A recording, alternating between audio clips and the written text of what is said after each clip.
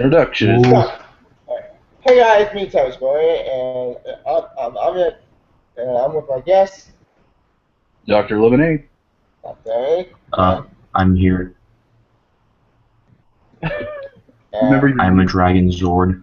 I'm in Dining Lord. I was going to get more people to join us, but or they can't join. So we're going to talk about Avengers: Age of Ultron, the newest Avengers movie sequel to the first movie. So, gentlemen, before we get to spoilers, by the way, this is spoiler talk, so you've been warned, audience. Anyway, um, anyway, what's your opinion of the overall movie? Before we get to spoilers, You want to go, Zord? but before we go to spoilers, I think I want to go to spoiler free first. What's your opinion of the overall movie? Overall, I thought it was decent, but it didn't really live up to my expectations. I can go into that, but I don't know if I should yet. Yeah, we'll see at the last. I'm done doing. Coming yeah, Uh, then we lost him. what happened? Anyway, continue. Oh, Yeah. well, to be honest, I liked the second movie more than the first movie, to be honest. I don't know why. It just is more the same, but like the second movie just had more going for it, in my opinion. Yeah, agreed. Wait, Wait, what oh happened to yeah. Hope you'll come back. Anyways, Oh, okay. we probably continue. What? Speaking of, uh, oh, yeah, keep that. Well, that's not good. Oh,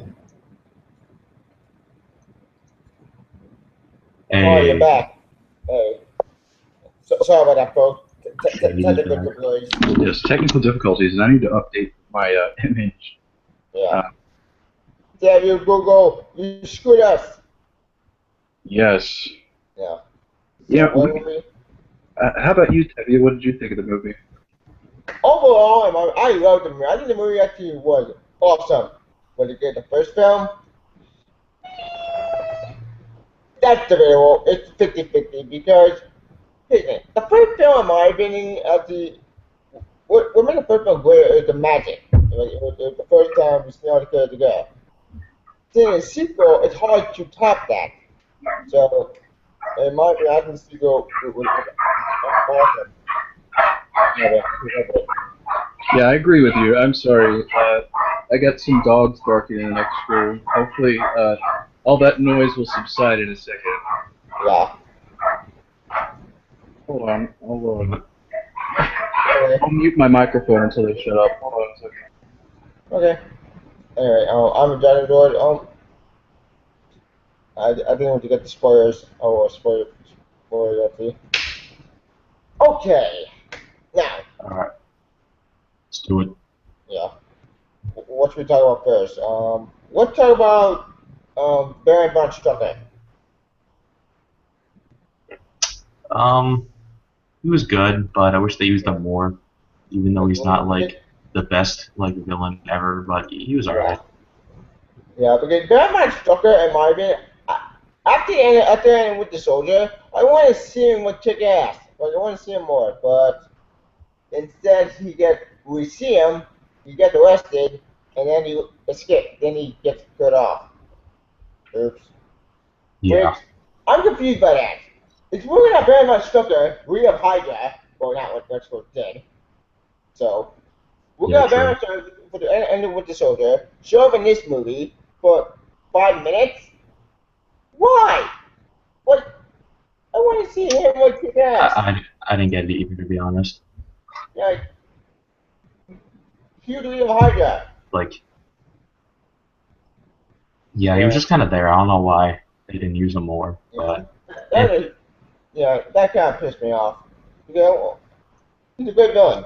Oh well. Are you talking? Whatever. You guys are talking about Baron von Strucker.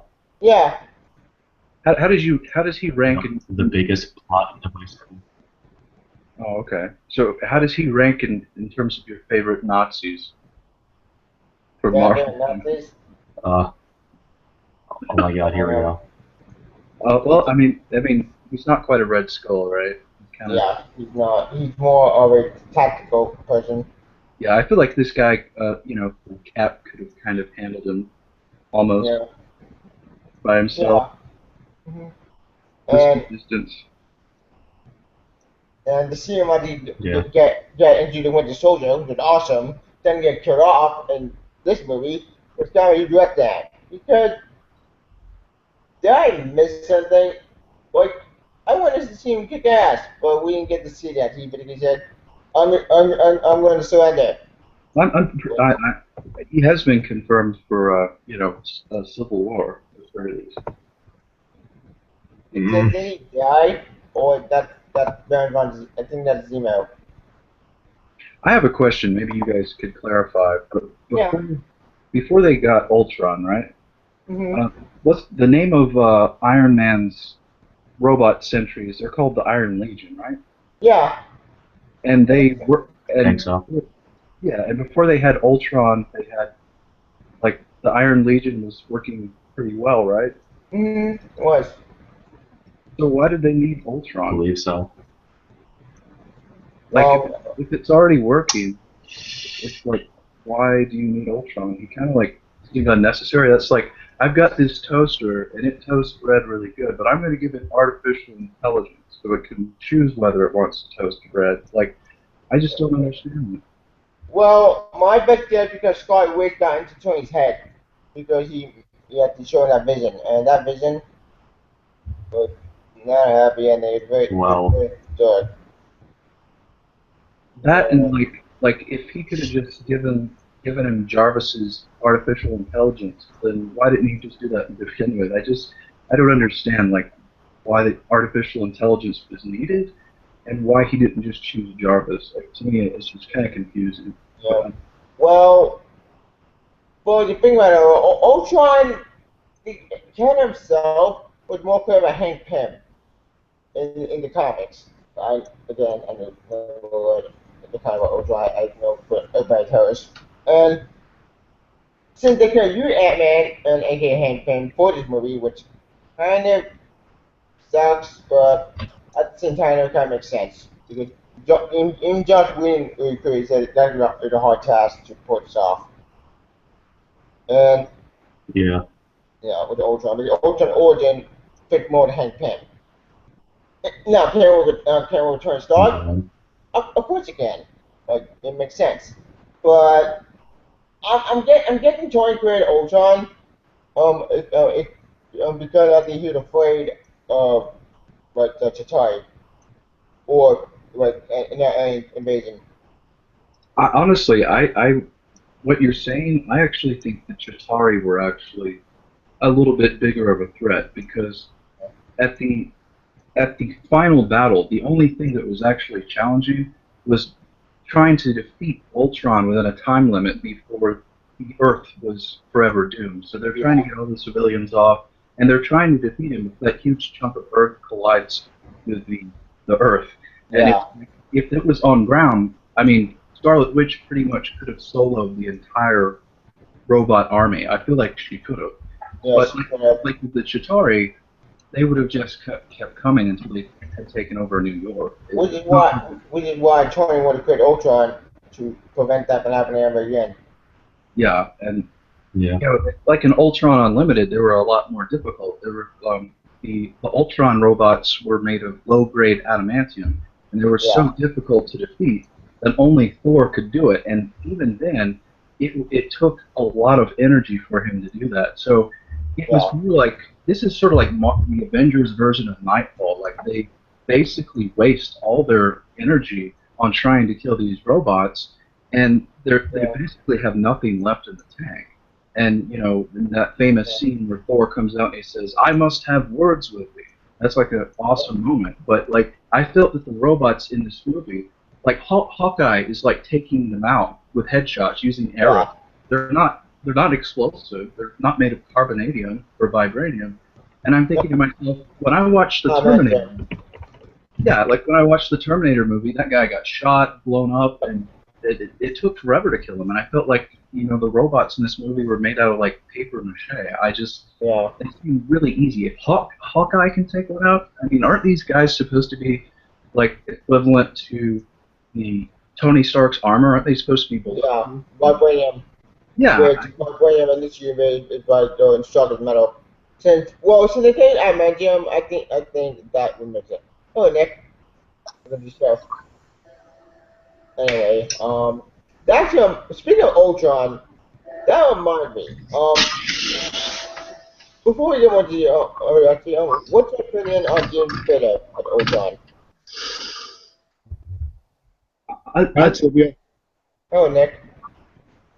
Sorry I'm late. I had some technical difficulties with my computer.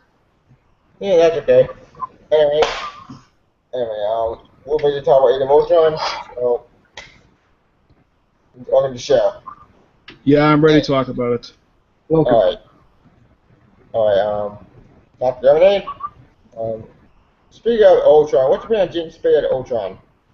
I liked it, but I felt at times, I thought it was really good. Yeah, I felt like sometimes he would go on these really long diatribes, and like Captain America would like wait 2 minutes for him to finish his speech, and then they would fight. It seemed a little arbitrary to me, but Well, I think James I think Spader is that's what awesome they at were Ultron. going for, to be honest. Yeah, he was born to play Ultron. I think he was perfect. He did a good job playing him. Yeah, agreed. When I heard he was casted as Ultron, I'm like, not bad choice to play him. Mm-hmm.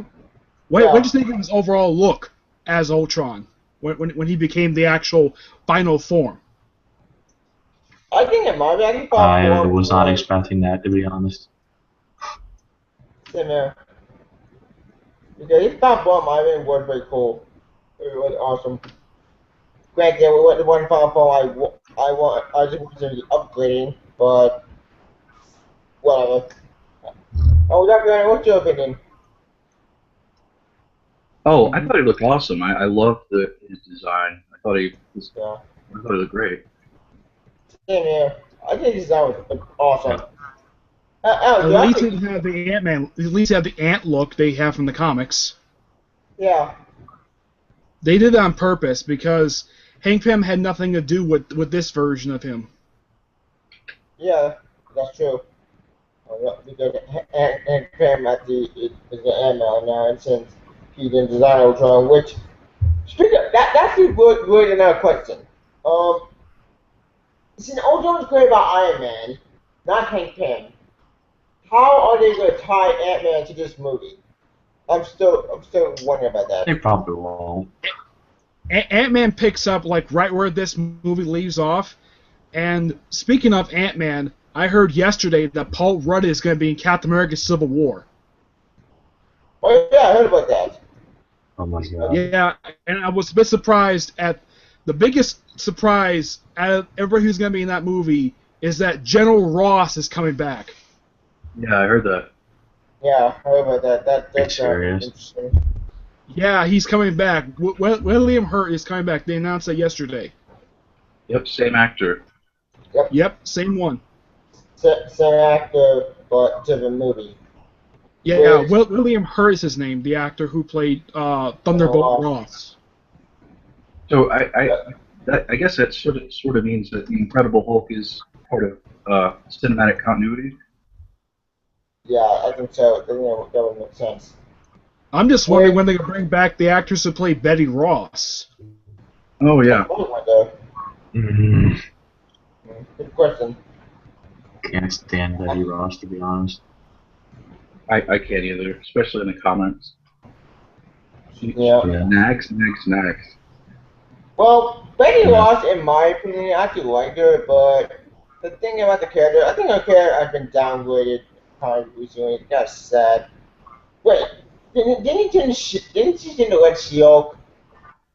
Yeah, she was Red She-Hulk, but Doc Green, a.k.a. the original Hulk, depowered her in, I think it was issue 7 of the recent Hulk comic. Huh. Interesting. Yeah, it was part of the Omega Hulk storyline. which lead up to Secret God. Wars on Planet Hulk. Now, is Ant-Man, is he actually supposed to be intelligent, or is he just used as suit? Ant-Man. Scott Lang is the scientist. He's No, a Hank Pym's genius. scientist. You got Hank Pym's scientist. Yeah, Scott Lang's the thief. but Scott Lang is not Wasn't that Scott Lang the intelligent thief? as Hank Pym is. He's just a thief who basically. It's different for the movie because in the comic he basically stole the outfit from Hank Pym. In the movie, Hank Pym just gives it to him. That's why he looks in trailers. Because I just didn't know if he would have I the don't same. like that, to be honest. Wait, what that one needs to be first? Oh, I just wondered if he, had, the intelligence that he had from the comics, Yeah, I'm sure that he probably does. yeah, he probably does. Though I think Paul Rudd's going to do a good job playing Scott Lang in Ant-Man coming up in a couple months. Yeah. I'm actually stoked for that. Mm-hmm. Yeah. Scott Lang, aka Paul, I think Paul is gonna be also a Scott Lang. Granted, Scott Lang, I don't know anybody. I don't know much care for Open Toes, which also a Catcher Lang, aka Statue. Yes. Interesting fact about Civil War. Scott Lang is not in it any way, shape, or form. And there's a reason. What's the The reason? reason is he was dead. Oh yeah, Killed off 2 years prior by Brian Michael Oh, Bendis. yeah. Avengers December. He Oh, got brought back in Children's Crusade. yep. Which in my opinion, was an awesome story. Then Cassie died. It sucks because I like Cassie. She was awesome as Statue. He got killed when Jack of Hearts blew up right in front of him. Yeah, that did happen. Whoops. And Scarlet Witch been crazy. Jack of Hearts. That's such a crappy character. Yeah, people forget the fact she actually did that, but not everybody. Like her ex-husband, the Vision, he never forgot it. He basically just disrespected her and basically refused to allow her into the Avengers mansion when it was like not long after he was rebuilt by Tony Stark after the events of Fear Itself. I never looked at it, so is it good or bad? Lord? The only thing about Fear Itself is that nobody technically stayed dead with that event. Oh, so basically, when one character went dead, then he came back to life, then he died again, he came back to life. Like, what? Yeah, the main villain, Cole, who is Thor's uncle, Yeah. Jason Aaron just resurrected him in his own comic book. Why? Like, they killed him off in that event, then he brought him back to life. Like, what? I'm so confused. Where standing next to Odin. We're way off topic, aren't we? Yeah. Kind of. I was going to think or ask, with Civil War coming up, I mean, you guys anticipate any big deaths occurring? Because there's obviously the death. I probably think there probably would be a death, but I highly doubt it will be any of the big-time characters, and I highly doubt they're going to kill off Ross. Because I don't think he'd be a character anybody would want to kill off, especially since the actor who plays him is a well-respected actor. I don't think he would like it that a character, he comes back after not playing him for 7 years, all of a sudden gets killed off in the first movie he just happened to appear in after Incredible Hulk. Yeah, and that would also lead up to what else? That would also lead up to Red Hulk, which begs the question: are they do the Red Hulk storyline? I hope they don't do that, but Red Hulk, in my opinion, I can't stand Red Hulk was that. kind of a good idea, but the thing is, it made sense. It was Ross. It made no sense about Red She-Hulk being Betty Ross. Yeah, that pissed me off. Well, then again, I'm a little Hulk comics, so. The Hulk was actually in space during Civil Jeff War, Loeb magic so it makes for sense you. he's not in the film. Yeah, and Planet Hulk is. Wait, It was a that's great not- story. Planet Hulk. Yeah. Oh, I seen the animated movie. I never read the comic. I really love good. the animated movie. Did you see the film? The Yeah, I adaptation did. of Planet Hulk? Yeah, I did. I thought they did a pretty good job, but they only adapted like the first half of the story. The second half of the story for it gets much darker. Good. Anyway, that gives me the next point. Speaking of Hulk, that reminds me. Let's talk about the main cast because that is a good segue. What's your opinion on the entire cast? Like, sorry, James Spader. I got one thing I could say. The Quicksilver from Avengers 2 is not compared to the Quicksilver from Days of Future Past. I love the one from Days of Future Past a lot more. Yeah, but the difference between Yeah, him because and he doesn't get mowed Evan down like a Peters dog. is that he actually has experience being in a movie based upon a comic book. Because the guy who played Quicksilver played Kick-Ass. Yeah, that's true. And also was in Godzilla. And speaking of Kick-Ass, did you know that the writer of that also wrote Civil War? Yeah, Mark Millar. Yeah. It seems like everybody is adapting everything that he wrote. You ever notice that? Like, if you look at the Avengers films, they're partially based upon works that he wrote, the Ultimates. Yeah, and for Roger, oh my god, I forget about the I think he wrote that. I know he also wrote Ultimate X-Men, but he did not write Ultimate Spider-Man. He did also write Ultimate Fantastic Four, which out of the 3 ongoing series, that was the weakest.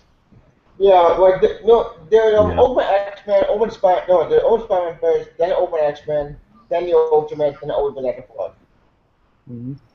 I have always seen my favorite Ultimate Spider-Man because obviously that's his baby. And I love that series. That series is perfect. Well, still has some flaws, but I still love that series. Yeah. Up until Obi-Wan died. And then he came back and made me so happy. And then he got died again into open end. Hopefully this time is good. Jeff Lowe, don't touch open end. Let Bendis let it. What about Oh, go ahead, Zord. He's just like. Oh, what was that? I didn't hear you. Yeah. Oh, I said go ahead. I didn't mean to interrupt. Go ahead. I am Groot. It's just like stuff Jeff Loeb in a box and just like leave him on an island so he doesn't touch anything again. So that's just my 2 cents. Jeff Loeb is not the Don't know for why I had to Ultimate. bring He that was up. told to write that. Yeah. I know you were told that by Chris. A lot of Jeff Loeb hate. Jeff Loeb has wrote good stuff. With the exception of DC. Ultimatum and Ultimates 3, he has written a lot of good stuff. Batman That Long Halloween, Batman Hush, Dark Victory. I love Long Halloween. Yeah, everyone loves Long Halloween. Like, if I could recommend one Batman book to a new comic reader, that would be it. Yep. Yeah. And I know Long Halloween was partially adapted for the first that's 2. That's like the book I give to everyone. Is that Ultimate Galactus? No, over in Vision. No, the book.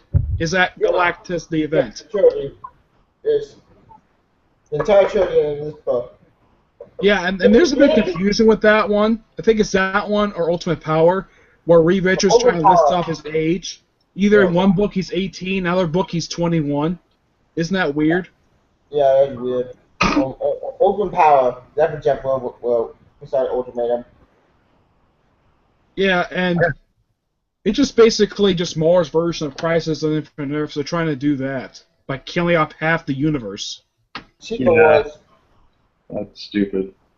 Yeah. Well, Secret I Wars. read the first issue was actually a really good issue to start off with, but it just felt like they just jammed like hundreds of superheroes in one comic book. And they kill everybody off like a giant bang. Everybody dies. The only good news about it is now Reed Richards, Spidey, obviously. I think Cyclops is still alive. I think. Captain Marvel's still alive. I don't think they'll kill off anytime soon because she's coming out with a movie in a few years. Also, Kamala Khan. I think she's gonna be alive and kicking. Would make sense. I don't think they're gonna kill her off because she's got humongous popularity and her comic is really good. That and Gelson would be very angry and she would lash out. Yep. Oh yeah, I saw a video on that topic. I got a question for you guys. Tom Hiddleston versus Spader. Who do you guys prefer? Who versus Vader? Tom Hiddleston. Tom Hiddleston. Loki. Oh, you mean the actor who played Loki? Yeah. Him being Vader? No, Or like him versus... No, it's Like- James Spader, Ultron, but it's Tom Harrison rookie. Um, I'm taking Spader any day of the week. Spader. yeah. I know we're getting off topic for Age of Ultron. Yeah, we're way off topic. What you guys think? What you guys think of Paul Bettany as the Vision? oh man, awesome design. I think he was like one of the Yeah. highlights of the movie. Like that was one of the coolest looking characters I've ever seen adapted on a silver screen. Yep. I thought it was interesting that they He was gave him the only in yellow the movie for not like having 30 his cape minutes. be green like it is currently in the comic. You've seen a picture of it, haven't you? Yeah, I have. Like, in my opinion, he was perfect.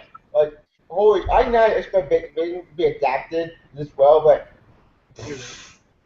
At times he was sort of horrifying, like when they first introduced him. It was like everybody's freaked out because he looks so bizarre. yeah. But I This think is, that was the this is what point. he currently looks like right now. Yeah, Yeah. the movie.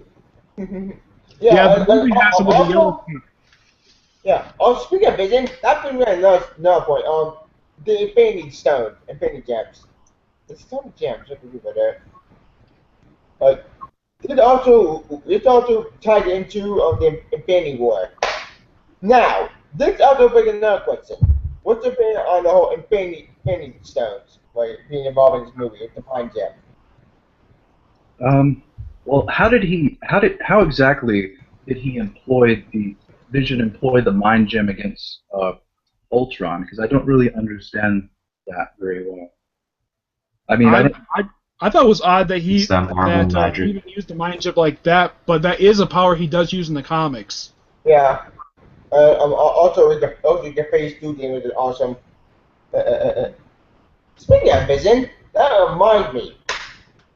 Who cheered when Vision dropped the hammer? Oh yeah, that was crazy. Like, that was awesome.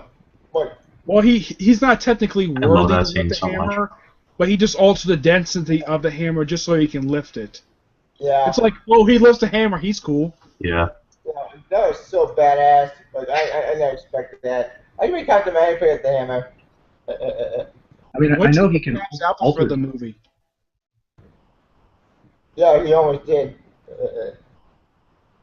I thought it was interesting that they actually sort of kept the red blue in his outfit, but also put silver in the outfit as well.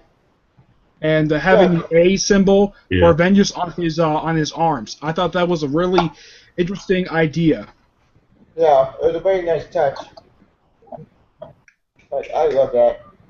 As Speaking for of the old- Iron Man suit, from the Heroic Age. That's where that suit comes from. It's a bleeding edge armor. That's one of the two armors he wears in the movie. Huh. Interesting. With the whole age when Heroes Reborn, when Onslaught basically wiped out all the other except for X-Men Spidey, I think. I don't know. That's another topic for another day. We're way off topic. Back to Age of Ultron. Speaking of Age of Ultron and Dr. Lemonade, and I'm done on it. This gives me another subject. What's the brand Scarlet and Quicksilver? Because here's the thing. I'm still confused with the whole light issue. Because since they can't call them mutants, which that's not bug me, but they use them in this movie, X-Men to use Quicksilver in their movie. I'm still confused by that. How could one studio use Quicksilver one movie and another movie? It's part of a deal that Marvel has with Fox, where they can both use him and his sister. But the dumb thing is, they can't mention that they're mutants, and they can't mention Magneto's their father. But here's the dumb thing. They actually use that currently in the comics. Yeah, where Magneto is no longer their father, but they still keep the fact they're mutants, but there is this possible thing where they're not mutants now. Yeah, they retcon that during Axis. That was stupid. I hate Axis. That's great build-up, but the story had good beginning, bad middle, horrible ending. Like, what was the point of all this build-up? Let's go Onslaught? Okay, I will admit, that was awesome. But Red Skull was defeated like by issue 3, and then he disappears, not seen again until like I think it's like issue 8 or 9, when he finally returns in the comic, and he's the White Skull. Yeah, that's stupid. Oh my god. Like the Punisher, essentially. Yeah. Or Crossbones. I mean, like. Punisher wasn't even in Access at all. Yeah. Did you even notice that, Tibia? Punisher was nowhere in that entire event. But he was in the previous event, Original Sin, which that event ended nicely. This one, they just dropped the ball on this one. Yep. I was Spider-Man with another event that you let down. Because Spider-Man screwed over one of my favorite characters. Mayday Parker. He got screwed over. Okay, she did have a good ending, but her story got fucked over. Thanks to that issue. MCG Peter. I love MCG Peter. Is that the final issue of Amazing Spider-Girl or the original Spider-Girl comic that you had? Amazing Spider-Girl. I don't have the other series. I do have some trades, like some digests, like 4 digests. I thought it was odd when they brought it back for Spider-Verse, and the first thing they do is they kill her father. Yep, and they also killed Mary Jane. Oh, okay, she's not dead, thank God. Actually, Mary Jane didn't die. She survived. Yeah, still, I'm kicking, which made me so happy. But Peter's still dead. That still annoyed me, but I wish you got happy. But now they're gonna call her Spider-Woman. I don't mind that because she's older now. Spider-Girl was okay that book when she was a good? teenager. Like the Spider-Girl series. Yeah, her series was awesome. Check that out. The final part before the epilogue, that was kind of expected, especially when Spider-Man fought Morlun. Yeah. I think that was kind of like a build-up throughout the entire event. People were hoping seeing Spider-Man versus Morlun. We finally get a chance to see it, and the brawl lasted about 5 or 6 pages. Yeah, like 6 pages and 7 pages saved them. That pissed me off even more because I didn't want Sarah. I want Mount Web. Where was she during this event? Why can't she be the one summoned every single Spider-Man? I have no idea. She was in the team-up books. And the thing about Spider-Verse is that the main overall story, a lot of people thought that it wasn't as good as the tie-ins. Yeah, the tie-in were great. Except when they killed Ben Riley. That pissed me off because I love Ben Riley. Why bring him back from the dead? It's an alternate version of Ben Riley. This is the second time they kill off a Ben Riley. Why I was surprised when they apparently killed off Kane, and then all of a sudden at the end of the event, you see his hand pop, like apparently he's alive. Did you see that? Yeah, I saw that. Plot twist. Yeah, like, he can't die. Like, he died in the Clone Saga. He died again. He's died twice. Wait, scratch it. He's died 3 times. 3 times Kane has died. Max McCullinich, Grim Hunt, and this. Max McCullinich was the stupid overtime. Give it up. It's like it was dumb. It was a good idea to do. Yeah, good idea, but bad execution. And now this story. And speaking of Spider-Man, I know there's been rumors swirling that he might appear in Captain America Civil War, but there's nothing been confirmed yet he's going to appear in the movie, because the movie's kind of focused on, well, mainly Cap, Iron Man, and Black Panther. You think it's going to be like a post-credit scene? Probably. Possibly, but I've heard they've begun shooting the movie, the next Spider-Man movie, but they haven't chosen who's going to play Spider-Man yet. But according to what I've heard, it is going to be Peter Parker under the mask in the film. Yeah, white people, no Miles Morales. Sorry. I don't have a problem with Miles Morales, but I don't think the time yet is to do a live-action version, despite the fact he's been around for a few years. It's just that when people think of Spider-Man, the first person that always comes to mind is Peter Parker. And they don't need to do the origin story because they've done it twice. And anybody who's seen the original Sam Raimi Spider-Man, Mark Webb Spider-Man's films, people know his origin story. You don't need to tell series, 1 anime series, 9 anime series, Protector Spider-Man anime series, and Ultimate Comics. But you know what I mean. What they could do is do the same thing they did with Incredible Hulk, where they tell his origin story in the opening credits. Yeah, agreed. Maybe that would make sense. Yes. Who would you guys like Yeah, to see? please, yeah. Wait, in the new That makes me Spider-Man. so happy. Who would you guys like to see? Who would I like to see play Spider-Man? Wait, are they going for the young Peter Parker thing, or are they doing the? Yes, they're Yeah, going I heard about that. Apparently, he's going to be about the same age as he was when he made his debut back in the '60s, like 15 or 16. That's Yeah. good. I like that. They're doing the old man. Spider-Man. They're going old Spider-Man around. Not Yeah, the TV but show, the actors comics. who are on the list to play him, they look extremely young, even Yeah. younger than Andrew Garfield. And Tony McGuire. Tobey Maguire, I heard something that I think it was like a few days ago that he was actually about 36 when he first played Spider-Man back in '02. That Yeah. doesn't surprise me, man. He Oh my god. never looked young. Not that young. Yeah, they're going to open Peter. Who would you guys like to see play the villain, or have they already picked it yet? I'd kind of like to see Mysterio myself, but I was Yeah, wondering. Mysterio. Mysterio's a good idea. I've heard someone also suggest the Craven the Hunter because I know he's never seen live action. Yeah. That would be awesome. I think Hobgoblin. Hobgoblin would be an awesome villain. Yeah, he'll be interesting. I'm trying to think of a good one. How about the Scorpion? Scorpion would be excellent. Scorpion would be But awesome. Yes. he'd be really hardcore. Yes. He'd be hardcore for the first villain. But yeah, he's got that that Teflon suit essentially. Yeah. Crazy strength, man. Yep. And if they do a live Scorpion. action version of Scorpion, they better keep the fact that he was a PI before he became Scorpion.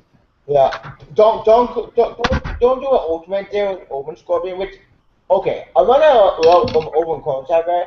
I will admit. Ultimate The Ultimate Scorpion Scorpion with a huge was a clone of retcon. Peter Parker. Yeah. Like that is retcon for me. That was dumb. I didn't like the. I thought of all the arcs they have for Ultimate Spider-Man, that was by far the weakest one they've ever done. But it did introduce the ultimate version of Spider-Woman, Yeah. who's also a clone of Peter Parker. But shit. Yeah, and she kind of looks like Peter Parker, but not all the way. Yeah. Which kind of creepy when you think about it. It was bring like back what she did with Human as well. Torch. Yep. Jameson is like sorely missed. I love that In the character. Ultimate Force or Yeah. 616. Ultimate. Yeah, I think Norman Osborn killed him. Yeah, he did. After he died. Well, Wait, no, whoa, no, whoa, actually, whoa, whoa, what Osborn happened? died in Ultimate. Who he Norman died? Osborn killed him after Jameson shot him. In the head. Apparently, Osborn survived a bullet wound, even though he's practically immortal like Peter Parker is. And then he just kills him pretty much almost the same way he kills Monica Chang in issue 3 of Miles Morales Spider-Man. Yeah. And he also killed after his lawyer in issue in volume Yeah, I 19. think so. Definitely Goblin. Same way. Oops. Yeah. But, Now, I don't know if you know this, Tibia, but they actually put Monica Chang in the 616 universe, too. There's actually a version of her. Days? I didn't know that. The short-lived comic book Avengers AI lasted for 12 issues. She is in that book. That's Was not. Monica Chang in this movie? I completely forgot about that. Oh, that's doing the next subject. But was Monica Chang in this movie? Like, I think we're way off topic, aren't we? That was not Monica Chang. That was Armadillo Cho's mother, Helena Cho, who made a few appearances.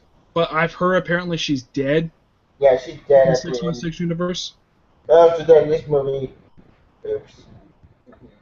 I don't think she actually technically died. They never actually said that she died. They just show her dying, but they never show her actually dying. True, but for all we know, she's dead. For all we know, anyway. Speaking of which, speaking of Ultron, we forgot. That's been my next subject. Ultron plan. Now, Lift a city and drop it like a freaking meteor on the Earth. yeah, blow everything up. But I'm still confused by his plan because his plan, while it was pretty insane and psychotic and it was pretty cool, but I'm confused about Scar with the picture. Why did Ultron recruit them? I thought Ultron didn't care about those organics. He might have.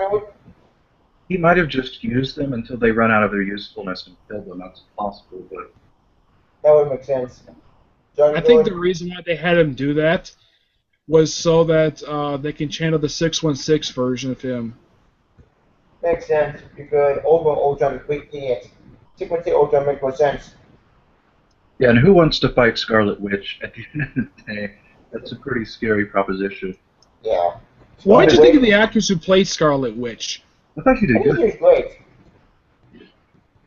Sorry. Do you know who she's related to? Uh, like in the comics, or No, the actress.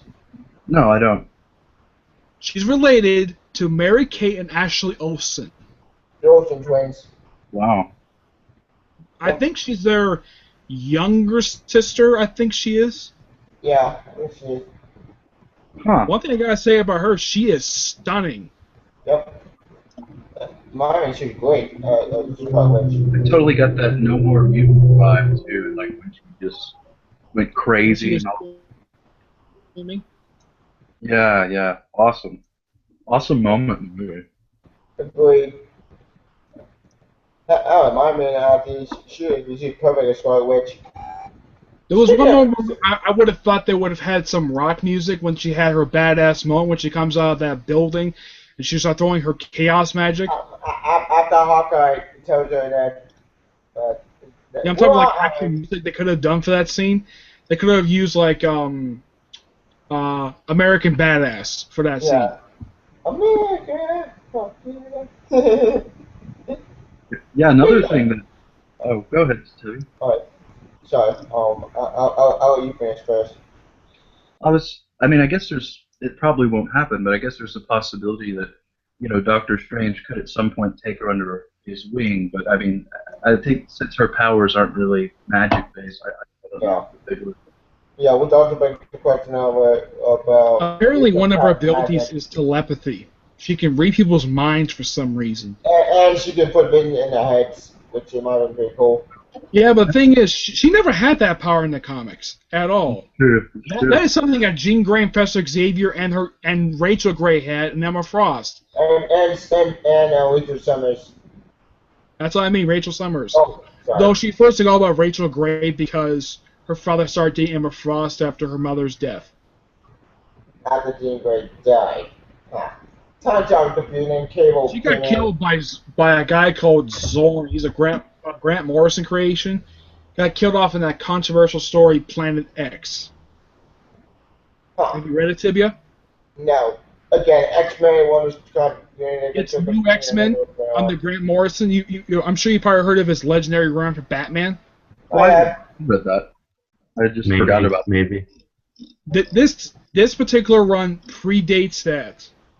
And he was on this comic for a few years, from like 01 to like 2004. I think so.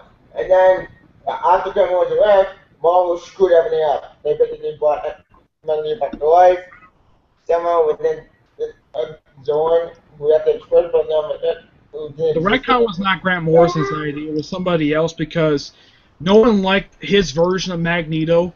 Because one of the strangest scenes was that he led a group of humans to a crematorium. And people compared, and one of the cuckoos compared him to the Nazis. Yeah, he didn't understand. Grant Morrison didn't understand Magneto at all. Like he just had no grasp of the character. Yeah. And do you know Magneto did to that cuckoo who compared him to the Nazis? He killed him. Or when he tried to get all those people to follow him, and they didn't want anything to do with him. They thought he was like old-fashioned. And, yeah, I hated that. Insane. Yeah, and then Wolverine chopped his head off. But if you look at his outfit that he wore for that particular story, that is not a Magneto outfit. Have you seen all of his outfits over the years? It looks nothing like what he's worn over the years. And I've seen all of his outfits.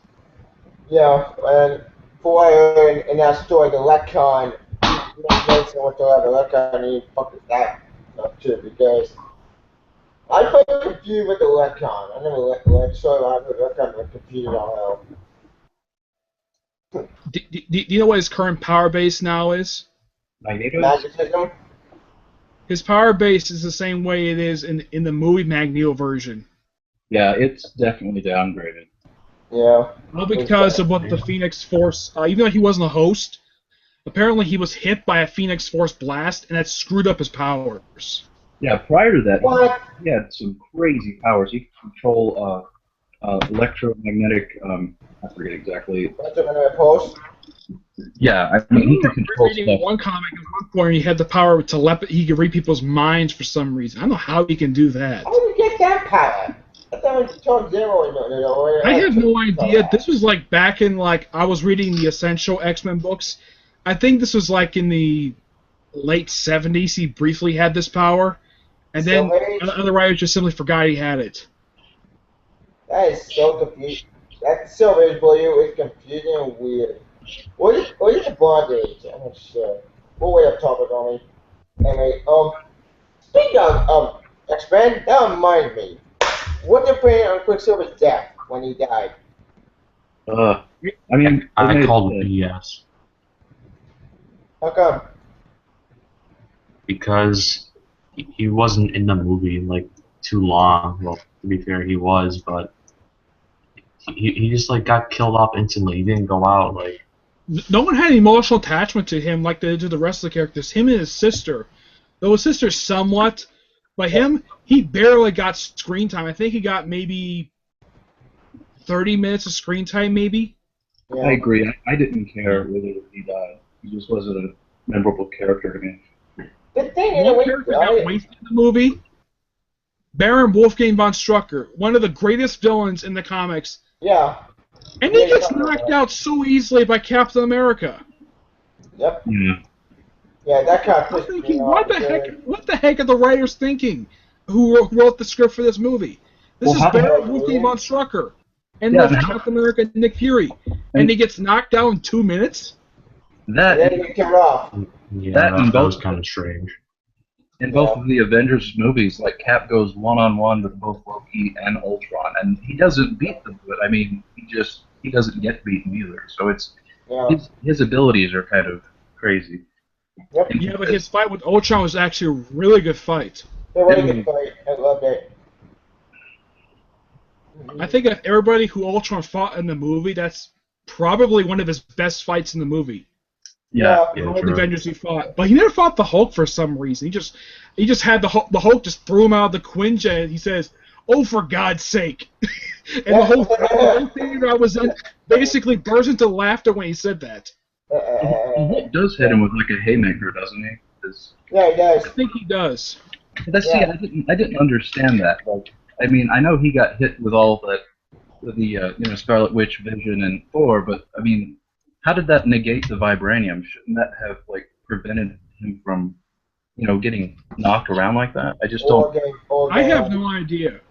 Originally, Ultron was not made of vibranium. Yeah, antimanium, but that's X-Men related. Yeah, that's Fox, and Fox owned the rights. So they can't use anti vibranium, which that should have been so confusing. That makes sense. Because the thing is, antimanium is stronger than vibranium in the comics. The only reason I made vibranium stronger in the movies is because Marvel doesn't own the rights to the term antimanium at all. Yeah. Why? I don't get why. It's part of the deal with Fox because Wolverine Skeleton is lined with that. So because it's X-Men related, even though it was created and paid to Avengers comic, it's all X-Men related. Speaking of vibranium, what you guys think of Ulysses Claw? I love Ulysses Claw. That was pretty high. Not gonna lie. Yeah, it was. That guy. Even though he's a minor villain, he's probably one of the best characters in the movie. Black Panther. He looks so sleazy and vile, man. That guy just looked like pure evil. Yeah. What do you think of the moment when his arm got cut off by Ultron? That was very funny. That was awesome. I am so psyched for the Black Panther movie now. Yeah. I'm sure he'll show up in the movie because he's an enemy of Black Panther, but he's also an enemy of Fantastic Four. But I think Marvel held on the rights to him because he's more related to Black Panther than he is to Fantastic Four. Yeah, Yeah. but There's some no, I there's think it'd be some awesome. there's some great characters. I mean, coming up like Benedict Cumberbatch. I mean, that's going to be freaking awesome. And Yeah, Doctor Doctor Strange. I Strange. mean, Interesting choice for Doctor Strange. Yep. And that, my This is name the is guy who also played Doctor Sherlock. Strange. This yeah, is the guy who's the star of the Sherlock show on Yeah, BBC. sure. he also turned down a position to play Doctor Who. I mean, that speaks volumes. And speaking of Sherlock, Yep. did you know his co-star is going to be in Civil War? Yeah, but I who is didn't know that. who is he Interesting. playing? Yeah. Do you know who he's playing? I because I saw that too, but I have no idea they haven't announced who he's playing. Apparently, Yeah. maybe he's playing some Well, senator. I have no idea. or But I highly doubt he's going to play some costume superhero. maybe he'll play probably. And this is the second only other thing that he and Cumberbatch are involved with Sherlock. Do you know what the other thing is? oh, Hobbit, right? Yep. Speaking of the Doctor, that reminds me. The 10th Doctor is playing the Purple Man for Yeah. Jessica Jones. David Really? Tennant's playing him. Yep. Interesting David choice to So play the the Purple Man. The Purple Man's going to make an appearance, right? Yep. And I had Jessica no Jones. idea. AKA Jessica Jones. Ah, that's awesome. Yep. I had no Yeah. idea about that. In the Daredevil Netflix series, the one thing I was hoping for in all 13 episodes, because Daredevil was created by Stan Lee, I was hoping to see a cameo. No cameo in Well, Daredevil. we can't know the picture. That counts. Technically. It's a pretty dark movie. Maybe Stan Lee would have Don't appeared show. like a male prostitute or something. Yeah. I don't think so, Oh, because if God. you look at that movie, that Netflix series, about half the characters who appear That's in that terrifying. series was created by Stan Lee. Yep. Phil Jones got to it in the series. And he got killed off.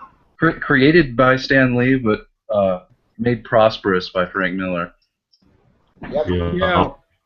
I've read Frank Miller's runs that he's did for the comic. They're really good. And he was the one who introduced Kingpin to Daredevil. Wait, I think Kingpin was in Spider-Man. It was Spider-Man first. Yeah. He's both an enemy of Spider-Man and Daredevil, but Frank Miller made it that way. But plus, he's also had encounters with the Punisher and Captain America. And the Avengers. Yeah, that's He's true. definitely like he's a pretty hardcore Spider-Man villain, but he's Yeah. definitely more of a Did Daredevil. you know Yeah. that just recently, in the most recent issue of Daredevil, Kingpin came back? Finally! What have he been? Oh, it's Superior Spider-Man took out his Empire.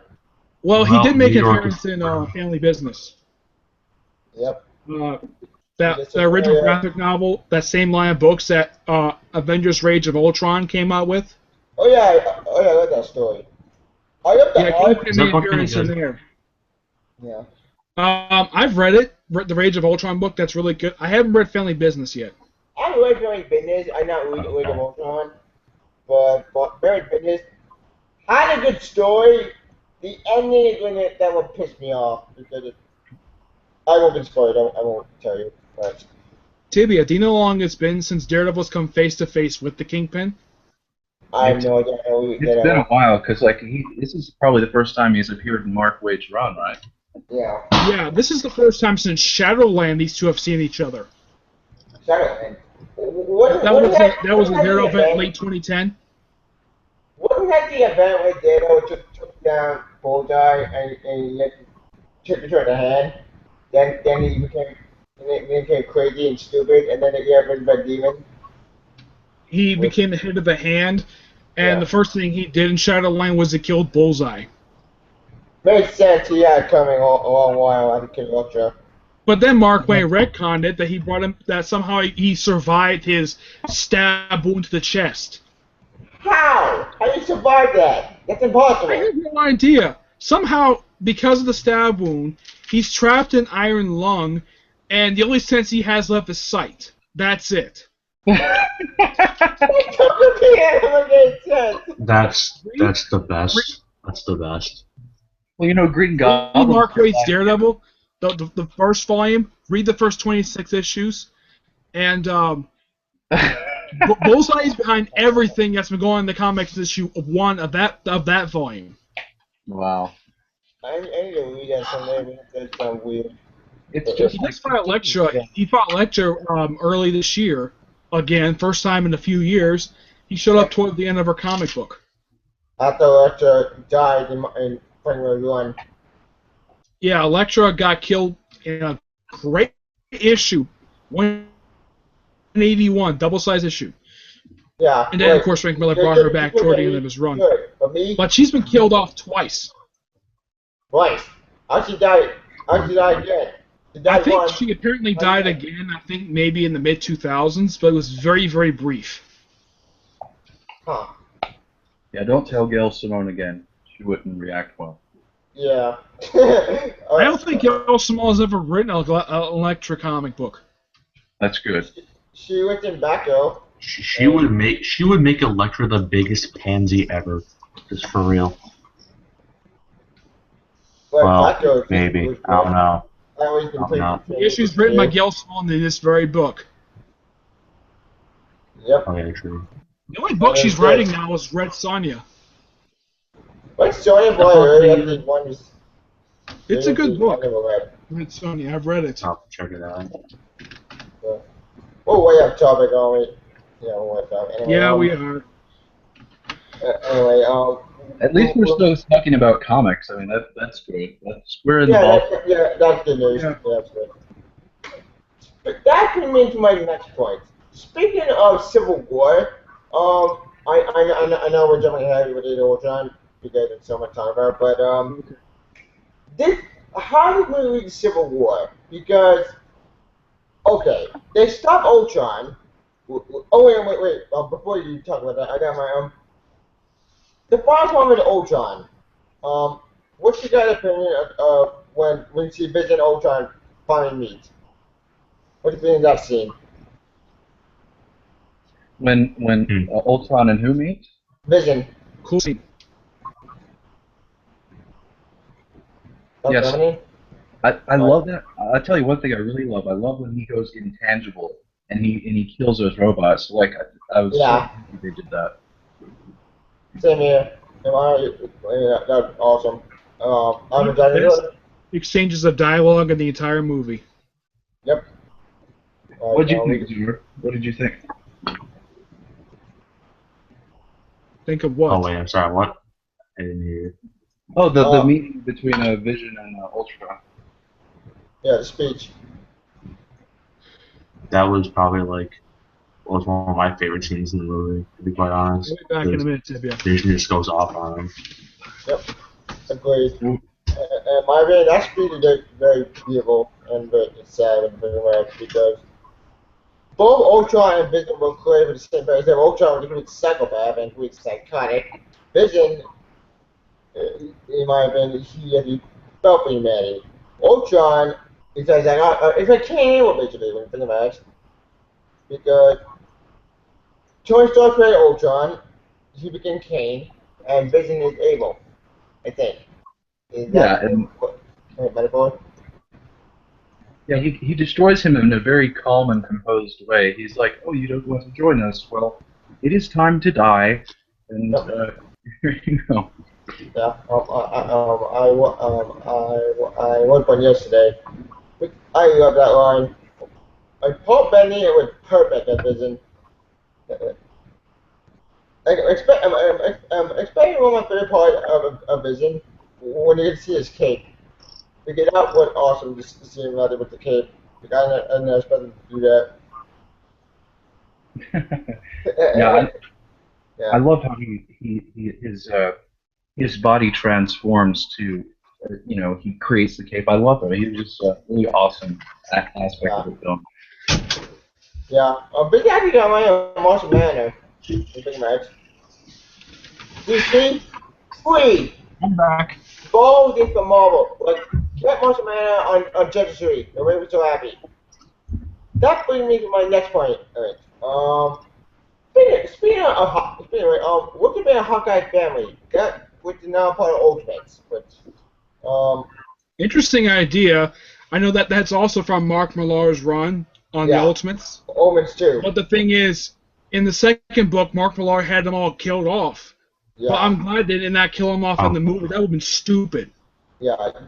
That, in my opinion, we're going way too dark. which we're doing. It's really dark, but it's not dark like the Omens 2. With the Omens 2, holy shit. Yeah, just leave the dark stuff to the X-Men, you know? Yeah. Yeah, true. Whatever dark.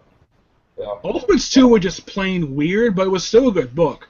Yeah, that book I do own. And Speaking of Hawkeye's family, what's the name of the third child? Colin, I think? The name that they gave the new baby? I don't know. Wasn't Natalia? Was something else?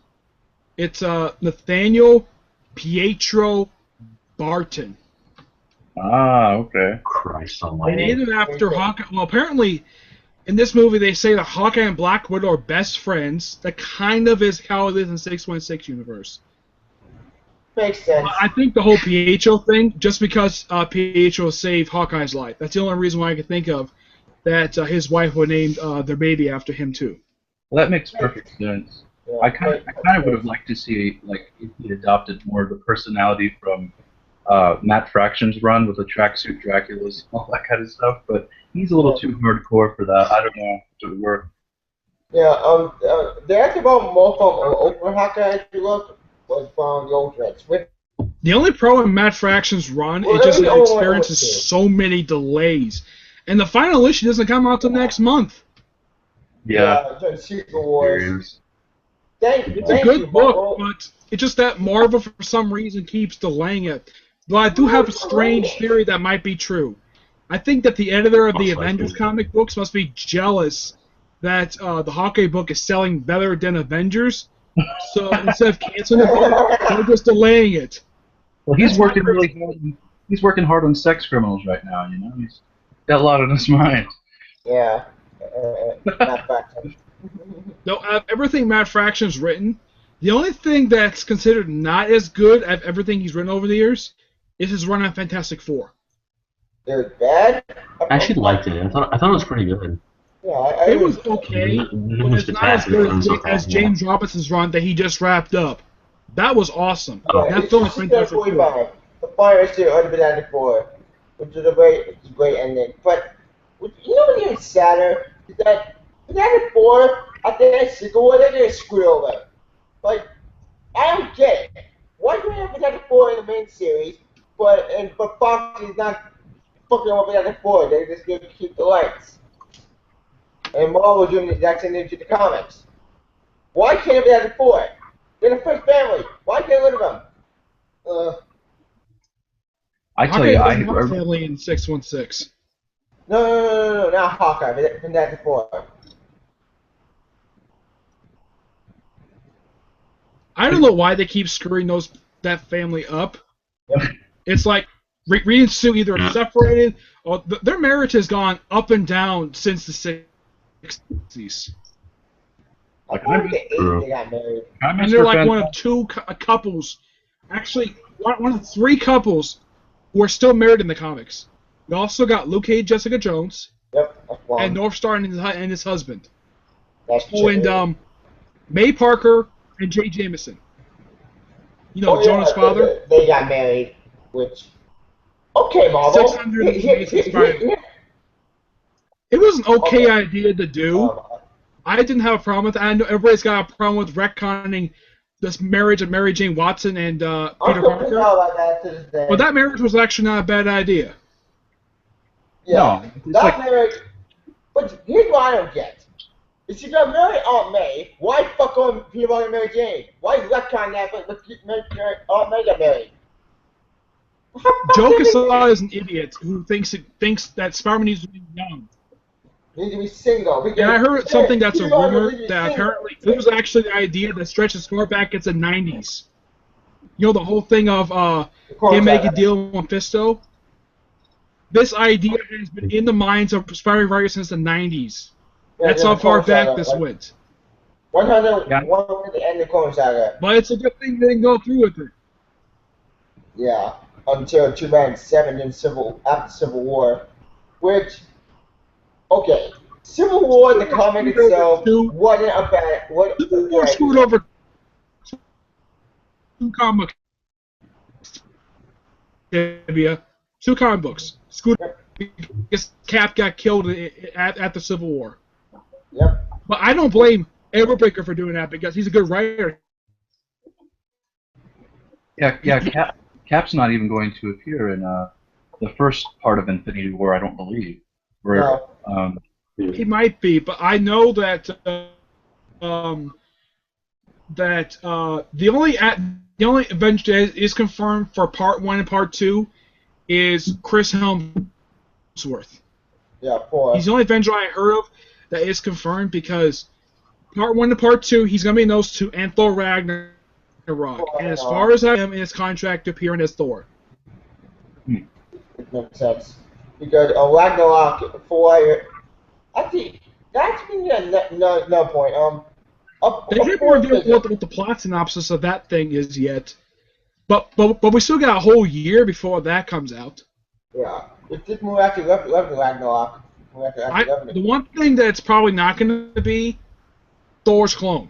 It's probably not going to be involving that. Oh, yeah! Because that was a dumb idea to do in the first place. Yeah, from Goliath when he got killed off. Of course, the dumbest thing that clone has actually done was kill Bill Foster, the second to last known version of Goliath. Yeah. I'd really love to see. I didn't know that.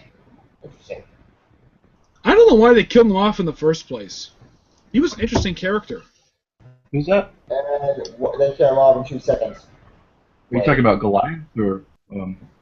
Goliath, Bill Foster. I think he was the 5th person to assume that name. I think it was the 4th person to assume that name. You got Hank. You got the guy known as Atlas. He assumed the name briefly. You got him, and you got his nephew, who assumed the name too. Atlas? Isn't Atlas a Greek god? He used to be. I know he's a Greek god, but this is a former suit villain who first called himself Power Man, and then Luke Cage beat the crap out of him for using that name. Then he called himself the Smuggler, then Goliath, and now Atlas. Huh. Interesting. I don't know that. And you know that fight between Luke Cage and his real name is Eric Johnson. Do you know that fight took place? Where? Gem Theater. It's a place where no. Continue. It's a good fight between the two of them. Well, I got to tell you, Nick, like the Thor movie that's coming up, like I'm really excited for it because I mean the villain that they have set up is like a pretty awesome villain, and I think it's just gonna, like, Loki and Thor are really gonna probably have to team up to defeat him. I can't remember what his name. I know he's like a fire demon. I've got the. Surtur is his name. That guy's. I thought that from the previous Thor movie, Dark World, Malekith was a good choice for a villain, but a lot of people could agree he was such a one-note villain. He looked awesome, but it's like, what the heck are his motivations for all the stuff he does in the whole movie? Yeah, I agree. And the universe, and put to darkness. They did make him a little stronger because, you know, normally he has the Dark Elves have a weakness to iron and all this other stuff. So they did sort of get rid of that, which is kind of silly. But so he was more of a threat. The actor who played Malekith? Yeah, the Ninth Doctor, Christopher Eccleston. So basically, David Tennant is the second person to play the Doctor who's part of the Marvel Cinematic Universe. Yep, and I think the third Doctor, Matt Smith, in Terminator Genesis, which means the Terminator movie with the Terminator spoiled as made a plot twist. Matt Smith is in it, but they haven't known what his role is yet. Yeah, I'm hoping the trailer don't spoil that because they always spoiled one plot where they were just pissing me off. I haven't seen that trailer. That they spoil a plot twist. I have not watched it yet. What's the trailer now? The signature of Terminator Genesis. Apparently, there was a plot twist that revealed. I heard about this. That apparently John Connor might be the villain of the movie. Oh wow. Yeah. I think that's a dumb idea. I think the idea could work if done right. Maybe. again, got the spoilers out of the way, but don't watch that trailer because spoiler made the purpose. When it comes to trailers, I have only seen the first one for that movie. I have not seen the most recent one. And I did watch. I saw the recent one. And that trailer was released the same week they released Batman v Superman: Dawn of Justice, the trailer for Star Wars: Force Awakens, Ant-Man, and I think that was it. There was like about 4 trailers released that week. The one trailer did come out, but then 4 that came out too. What did you guys think of the Superman Batman trailer? I actually like that trailer. That was pretty hype. Not gonna lie, it was pretty hype. Yeah. Interesting trailer. I'm actually kind of excited. It had a very Dark Knight Returns feel to it. Yeah, Dark Knight Returns. Yeah. Yeah, and I actually kind of like the suit that they chose for the movie. Oh yeah. The one that Ben Affleck wears.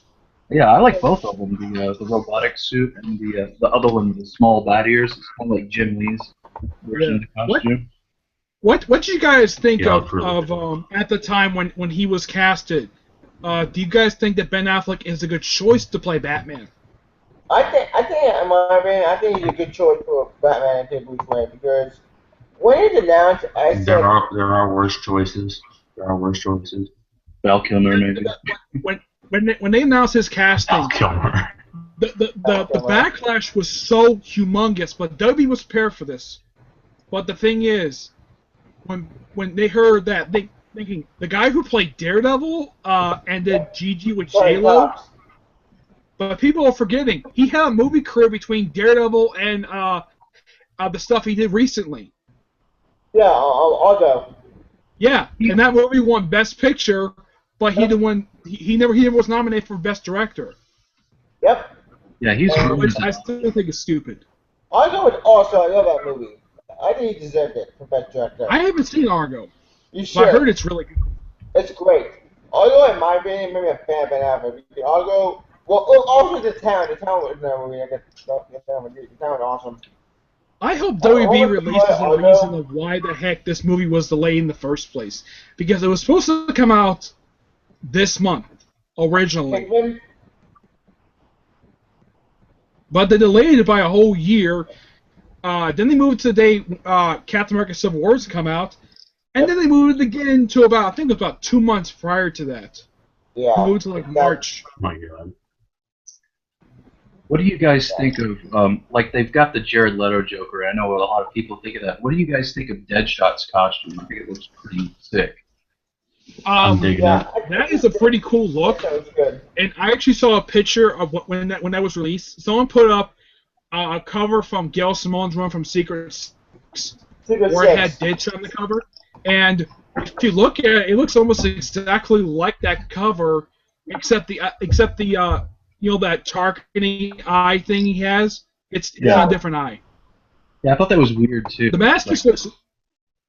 Yeah. But the suit looks really good.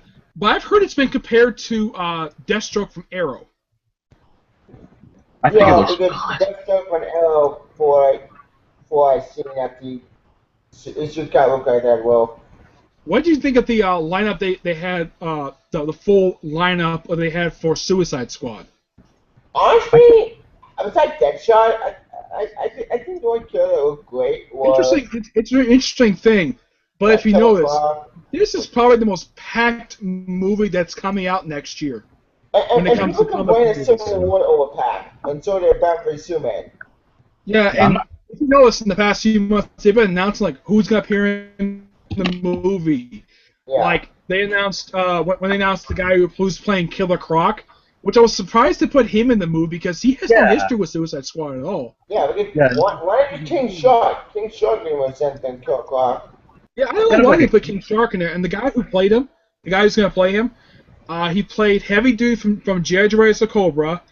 He played Curse from Thor: The Dark World. Yep. And he's done some other stuff. I don't know what else he's done, but his name is very hard to pronounce. Yeah. The one character I'm surprised is going to be in the movie. I was surprised to see her in the photo. Katana.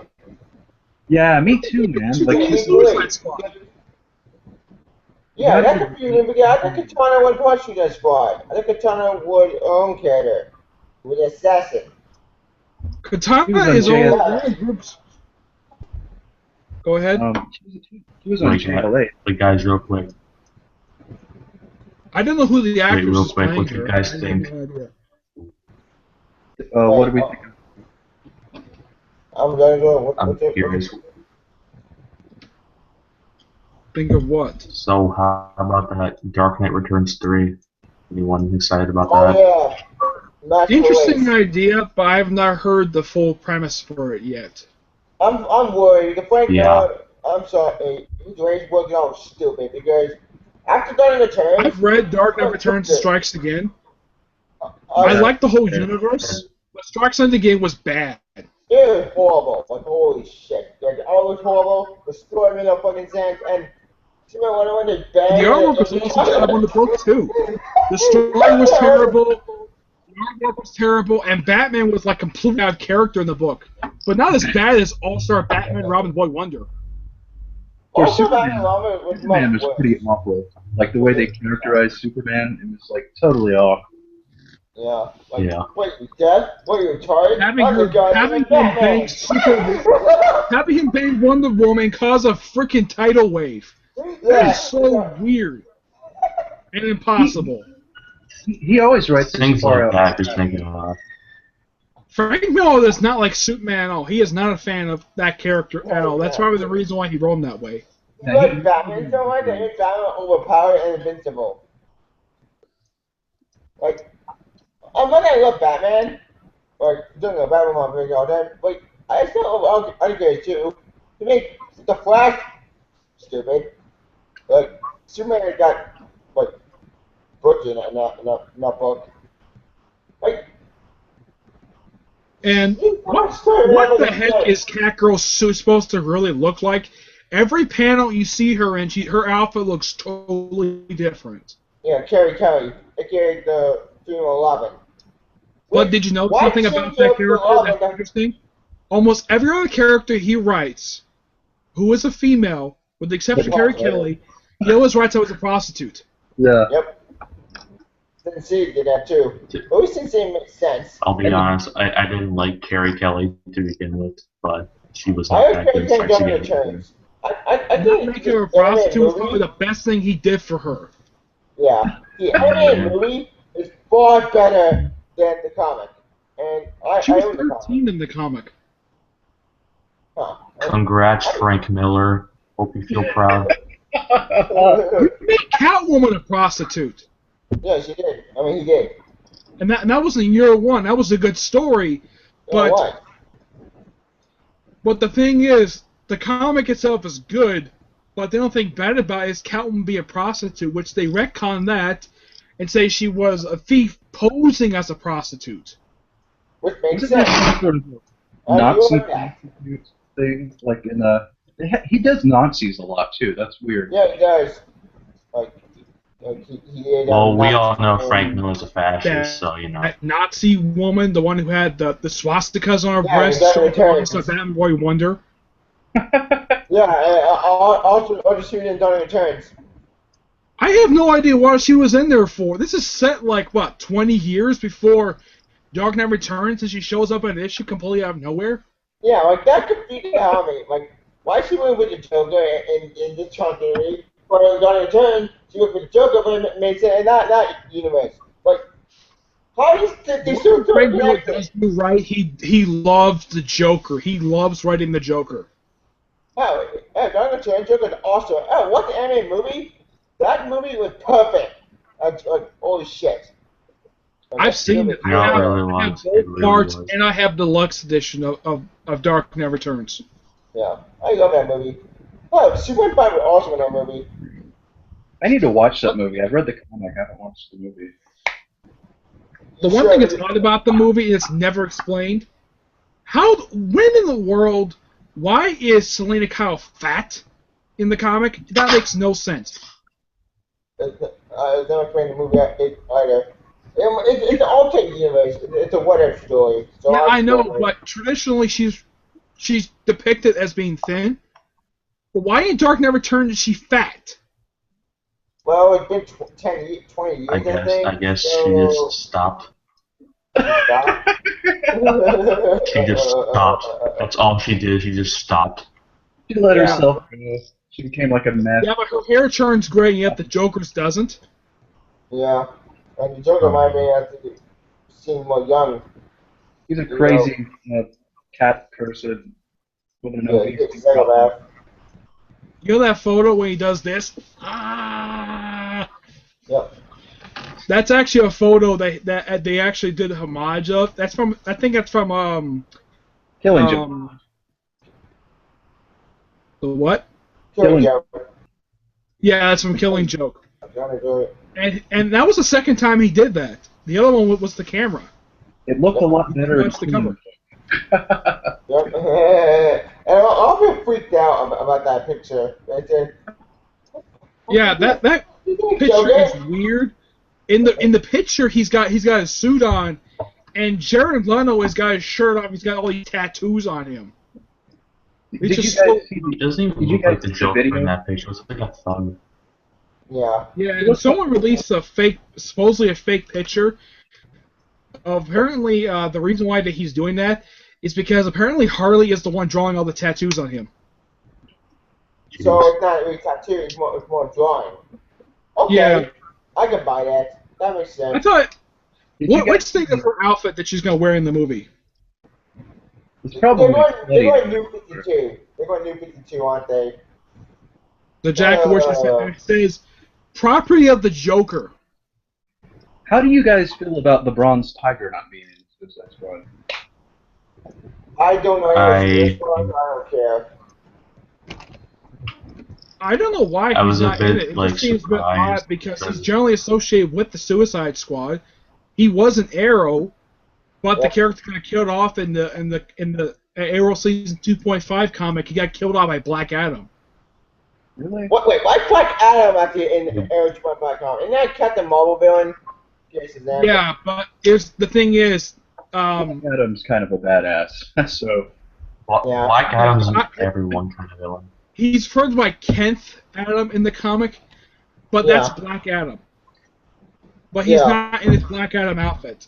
But it is Black Adam. Yeah.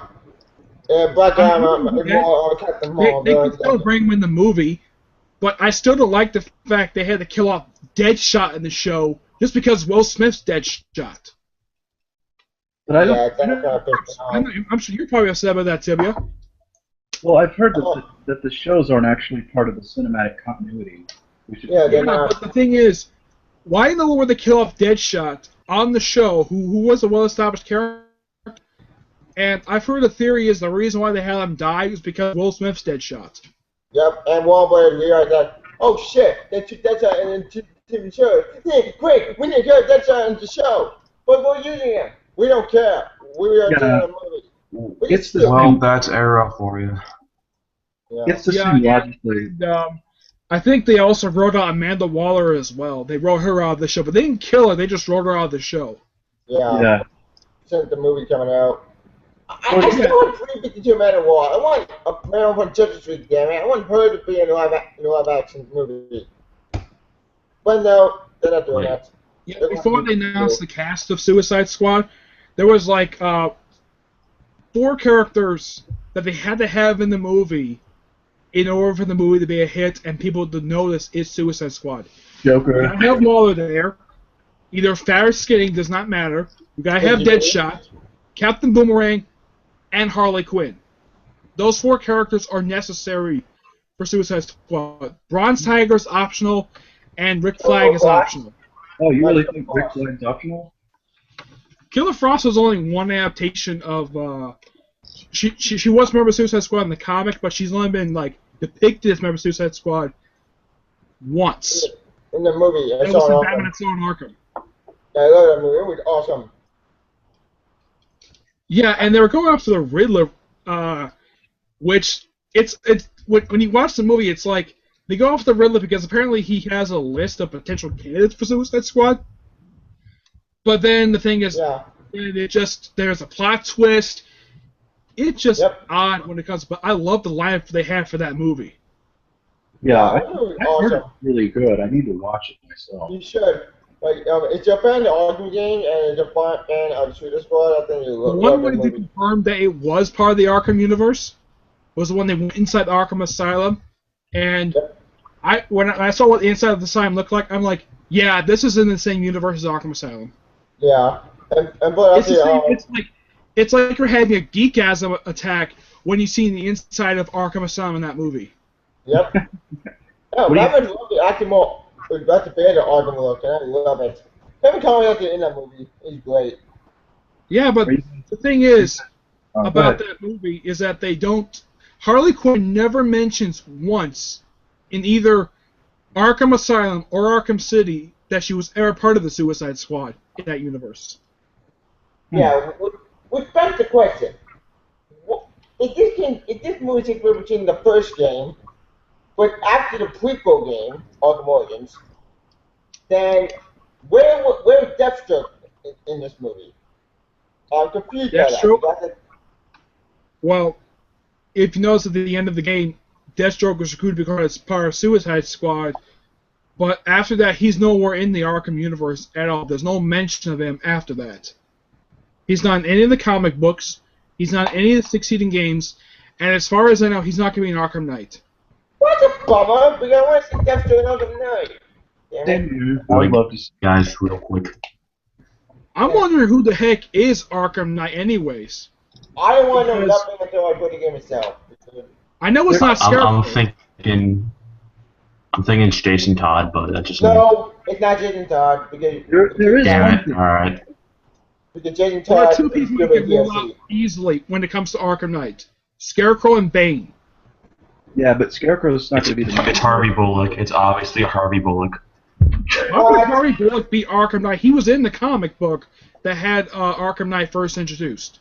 Yeah, in the that would Arkham Knight make comic sense. book, he was in issue 1. Yeah. I didn't Didn't know. you executioner in the comic? Because executioner created Arkham Origins, he died, then he came back. In the comic, then he died again. They have not So- confirmed Jason Todd is in that universe at all.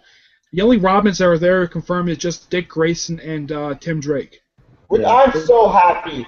I'm happy to get Nightwing Tim Drake in this game. I know Harvey's in the universe, but Yeah, Jason yeah. Todd, there's no confirmation he's in that universe at all. Well, we are getting Leonard in DLC, which kind of pissed me off. But Red Hood, he was in Arkham Origins. You actually played briefly in Arkham Origins in that hallucination scene when Yeah, you Joker. went out, just after you played the Joker, beat up some guys in a comedy club. Yep. Yeah, but with Arkham City and Arkham Origins, like Dr. Hugo Strange and Black Mask ultimately ended up not being the main villain. So I'm guessing Scarecrow probably isn't like the ultimate villain in Arkham Knight. Yeah, I'm sure- I've heard he is the main antagonist of that. Which Yeah. I'm wondering, where the heck has he been since Arkham Asylum? He was not mentioned in Arkham City at all. Actually, He it was kind of always- was. It's actually an Easter egg. If you go to the ship, you actually find this cans of beer gas. If you notice, he was not the only one not in Arkham City. You know, was one other villain who was not? Killer Croc. Yeah. Yeah, you have to see Killer Croc at a cameo if you find him. I found him. I didn't see Killer Croc anywhere in Arkham City, but Bane shows up, but you don't fight him. Yep. That's real too. Actually, Yeah, Killer after Croc that. was in Arkham City, but it was like a 1-minute scene. It was stupid. Yeah. He was. Yeah, over the there. DLC for Arkham City is okay. I've seen Quinn's a Revenge. walkthrough of it, Harley Quinn's Revenge. I played The it. walkthrough is it's like 2.5 hours long. It's a pretty hard. Yeah. It's a pretty hard aspect of the game. It's the hardest Yeah. part. Yeah, but it's I actually saw a guy who beat that DLC in 2.5 hours. But the most interesting DLC I've seen so far was the one from Mr. Freeze from Arkham Origins. That looked Yeah. really good. Yeah, that one I never played, but I heard it was good. Arkham Origins, I heard. I like that game. That game had a lot of problems. I I think that DLC was based on like that one episode of Batman the Animated Series with Mr. Freeze. Heart of Can't Ice. remember the name And of Call of it. Duty. Yeah, Heart of Ice, thank you. But the Thank thing you. about that game I forgot is, that name. The biggest complaint about the game Arkham Origins is that they say they introduce nothing new to the Batman Arkham, nothing new. Which they do. They introduce a few new characters, a few new gadgets. Deadshot. And plus, you have the first chronological appearance with a lot of the characters who are in the universe. Ray Shiva, who And a really bad version, and a really bad Deathstroke DLC. I could be better. Ra's al Ghul is not in Arkham Origins. I know, but is he mentioned in Arkham Origins with Shiva? No, he isn't. His boss design is based off. Well, Deathstroke's boss design, I heard, is based off of the Ra's al Ghul boss fight, I think. Yeah, he is. But when you fight Deadshot in the Arkham Origins, his outfit is way different than is usually depicted. He's depicted as having a lot of body armor for a guy who's supposed to be a sniper. He looks like a bum in that game, like in Arkham Origins. He's one of the easiest bosses you actually can fight after Electrocutioner. Yeah, Electrocutioner, he took out one punch. I like that. That's very funny. He's the easiest assassin you could take out. But one of the most difficult ones besides Bane is Copperhead. Yeah, Copperhead. Copperhead is very TB. To be fair, like Deadshot's hand-to-hand is pretty awful, so I guess he has to wear that body armor to protect it. I don't know. Yeah, but if you notice, Batman doesn't call him Deathstroke; he calls him Slade. I mean Deadshot. I'm sorry, I didn't mean to say Deathstroke. Yeah. Yeah. Wait. But the thing about Deathstroke is, a lot of people know who he is, despite the fact he keeps identity a secret. Yeah, except Deathstroke, aka Slade, was more a Titan villain. Yeah, but he's also sometimes picked as a Batman villain as well. And for some reason, he's also picked as a Green Arrow villain for some reason. That's because Green Arrow has a crappy rogues gallery. Yeah. The only rogues he's got in his rogues gallery are Clock King, Vertigo, Merlin the Archer, who is now Mark Merlin, Cupid, who is a weird character, and I think that's it. Oh, you also got. And that white-haired lady from Green Arrow Year One that was in the book. Oh, China White.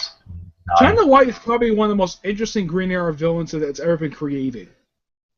Yeah, but she wasn't that great in that book, to be honest.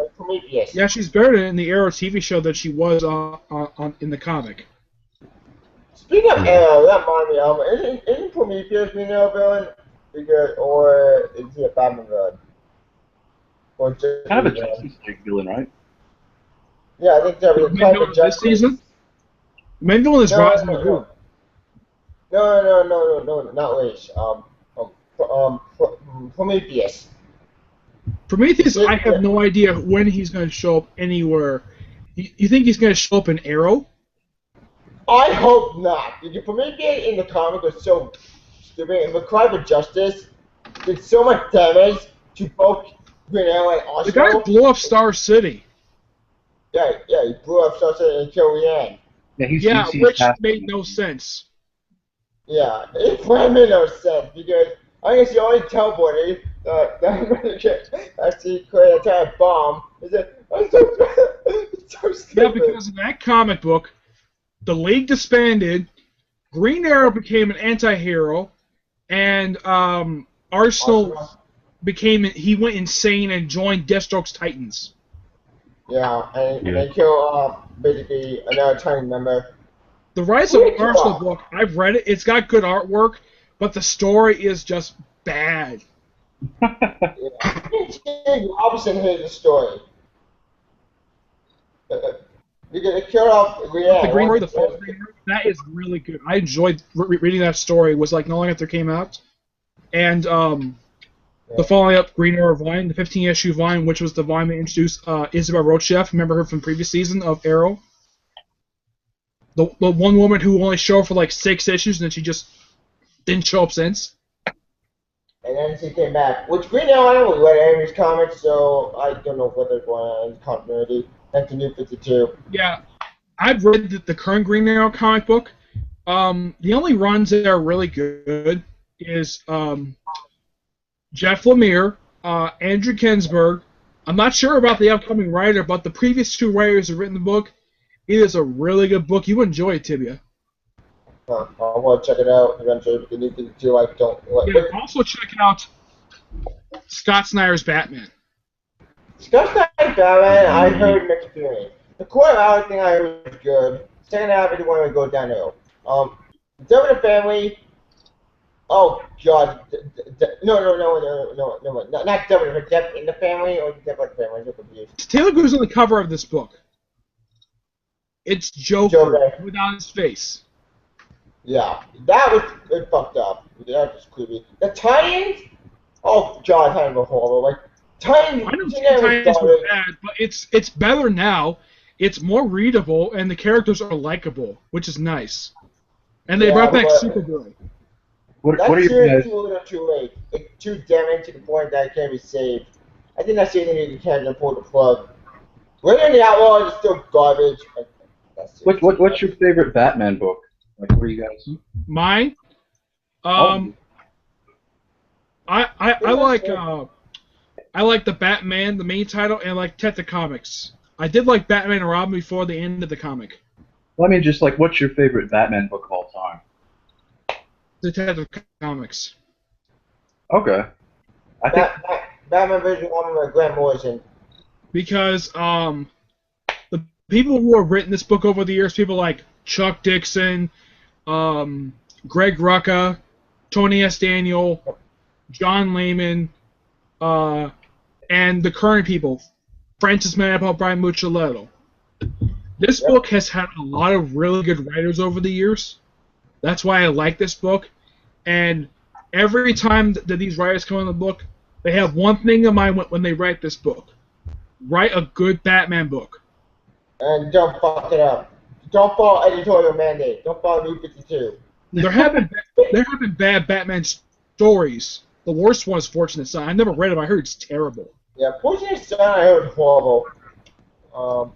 Speaking of I want to see Batman Batman on rock and roll, and he probably did. Yeah, I and don't even know what that book was. the guys who did that book also did Batman Jazz. Yeah, I read that. That's okay. Wait, say that again. Batman Jazz. The guys who wrote Batman Fortunate Son, they also did Batman Jazz. Batman Jazz. Dear God. It's a 3-issue miniseries they released in I think it was like the late 90s. It was after Nightfall. It's called Batman Jazz? Because Batman's a hip cat, apparently. The artwork is so weird. I can't believe it. But the story is much better than it is in Fortunate Son. It's like the thing is so weird. For Fortunate Son has got many flaws with it. Biggest flaw is Batman fighting crime in daylight. His backstory connected with rock and roll prior to his parents' death. Yep. The people in the book are basically like old versus new, and the villain is a complete joke. Yep, and the villain died stupidly. He died. Oh no, I fell. Oh, also, there was a blonde. The story's better, but the weird thing is the villains are much more weirder, but they're written a lot better than the stupid villain from Fortunate Son. Yep. With Fortunate Son was one of the worst Batman stories that damaged the character. Well, it damaged Batman, but it didn't damage Batman to the point of unreadable. It went salvageable with retcon. Crap, I'm gonna have to review that then. That sounds like the perfect thing to review. Please, yes. Yeah. But if you want to get notes on a review of Batman Jazz, watch Top of the Fourth Wall. Lin Carr reviewed all 3 issues of that series. Yeah. Yeah, and you have to do a review actually of Ultimatum, which that story. I've watched his entire series. I've watched it since since August of 2012, and I've watched all the episodes all the way through twice. Yep. Oh, wow. If you one more day, with the perfect analogy, I have a whole story. 200th episode, he did a review of that. He did that review in almost 2 hours. Yeah, 2 parts. Yeah, but overall, together, it's about almost 2 hours long. Heck, his 300th episode was longer than that. In the end, I'm sure after Frank Miller's put Holy Terror. Yeah, I read it. I agree with a lot of his opinions in the book. The book is terrible. It's probably Frank Miller's worst piece of work that he's ever came up with. Worse than all of Batman Boy Wonder. Sorry about that. That's okay. Yeah. We got comments when Spectre spin that. Any man is probably gonna die. What's the worst comic you've ever read? The worst comic I've read? Yeah. If I would take a stab at it, Ecstatic. Really? Static. I love Static Shock. No, Ecstatic. Oh, Ecstatic. It's a. Yeah. I didn't like the book all that much. I only like maybe 2 of the characters from that book, but it's just that the book it's Mike Aldred's artwork that he did for the book. Like Andy Warhol on an acid trip, pretty much. Yeah, and one of the reasons why I didn't like it so much was I didn't like the way Mike Aldred drew Captain America and the Avengers. Agreed. It just looks so bad, and the arc that they had them fight the Avengers was the arc that killed that series. I think the worst comic I ever read was Ultimate X-Men Ultimate Apocalypse. Because we had all the appearance of Apocalypse, which is awesome. And then we get to see him, which is more awesome. But then the ending happened. Came a response. What? Like, what if we all go back in time? What if we go back in time? Like, what the point? Like, what was the point? The look for Ultimate Apocalypse is based upon his look from X-Men Legends 2. Yeah. And that was an awesome look, I love it, design, but the ending, that's what killed it for me.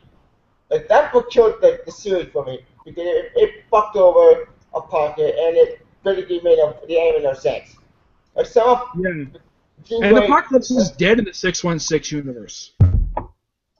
Yeah, and the After Dead Open universe, but he died he died at the start of Rick Remender's run for Uncanny X-Force. He was resurrected as a child, and then he got killed by Phantom X. By Thanos? Or Phoenix? He was one of those characters created by Grant Morrison. Yeah. He's definitely a Grant Morrison character. Grant Morrison, he's one of 2 characters created. They're still around today. You know what the other character is? Who?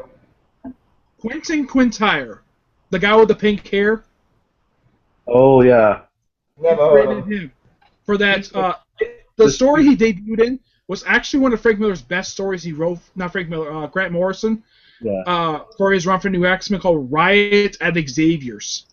Yeah, I'm surprised they didn't I'm surprised they didn't kick him out or do something horrible to him, because he tries to he starts a mutiny. He takes over the X Mansion, and it's insane. Like that he later just continues on as a student. Like, I was really surprised. Yeah. Well, after that story, he made a coma for about 5 years, 5-6 years tops. Comes back, makes a few appearances, then shows up in X-Men Schism. Yeah. The event that split the X-Men in half, and then he becomes a regular character in Wolverine the X-Men. Yeah. And Nightcrawler got back to life. I love Nightcrawler. I'm glad he's back. And I think Brian Wood liked this character so much, he put him in the Ultimate Universe too. No, I thought he was a supervillain. Like, I really did. I thought, man, this is a new supervillain. If you read Brian Wood's run for Ultimate Comics X-Men, you'll find him in there. Okay. Yeah, and in Ultimate X-Men, after Ultimatum, the entire series went to shit. Because half the X-Men are all dead. And then they killed off most of the X-Men cast with that book. Yeah, like, holy shit. In Ultimatum, like, Nightcrawler died, Beast died, Wolverine died, and bullshit. The one book that got immune from that event was Ultimate Spider-Man. Nobody from the cast of Spider-Man was killed off during that event. Yeah, like, Ultimate Daredevil died. But they killed Daredevil. They killed off Daredevil during that event, which I'm thinking, why did they kill him off for? Yeah, and Doctor Strange. And he got his head bitten off by a guy called... He got his head bitten off by the ultimate version of Dormammu, and then apparently his mother shows up completely out of nowhere, takes his head someplace, and she hasn't been seen since. Where has she been? been years. Like, In up to my ears, story-wise, guys. it's explained in Miles Morales that Ultimatum happened 2 years prior. So basically, by the time of the most recent Ultimate Spider-Man series, only 2 years have passed by since then. What? 2 years? Yeah.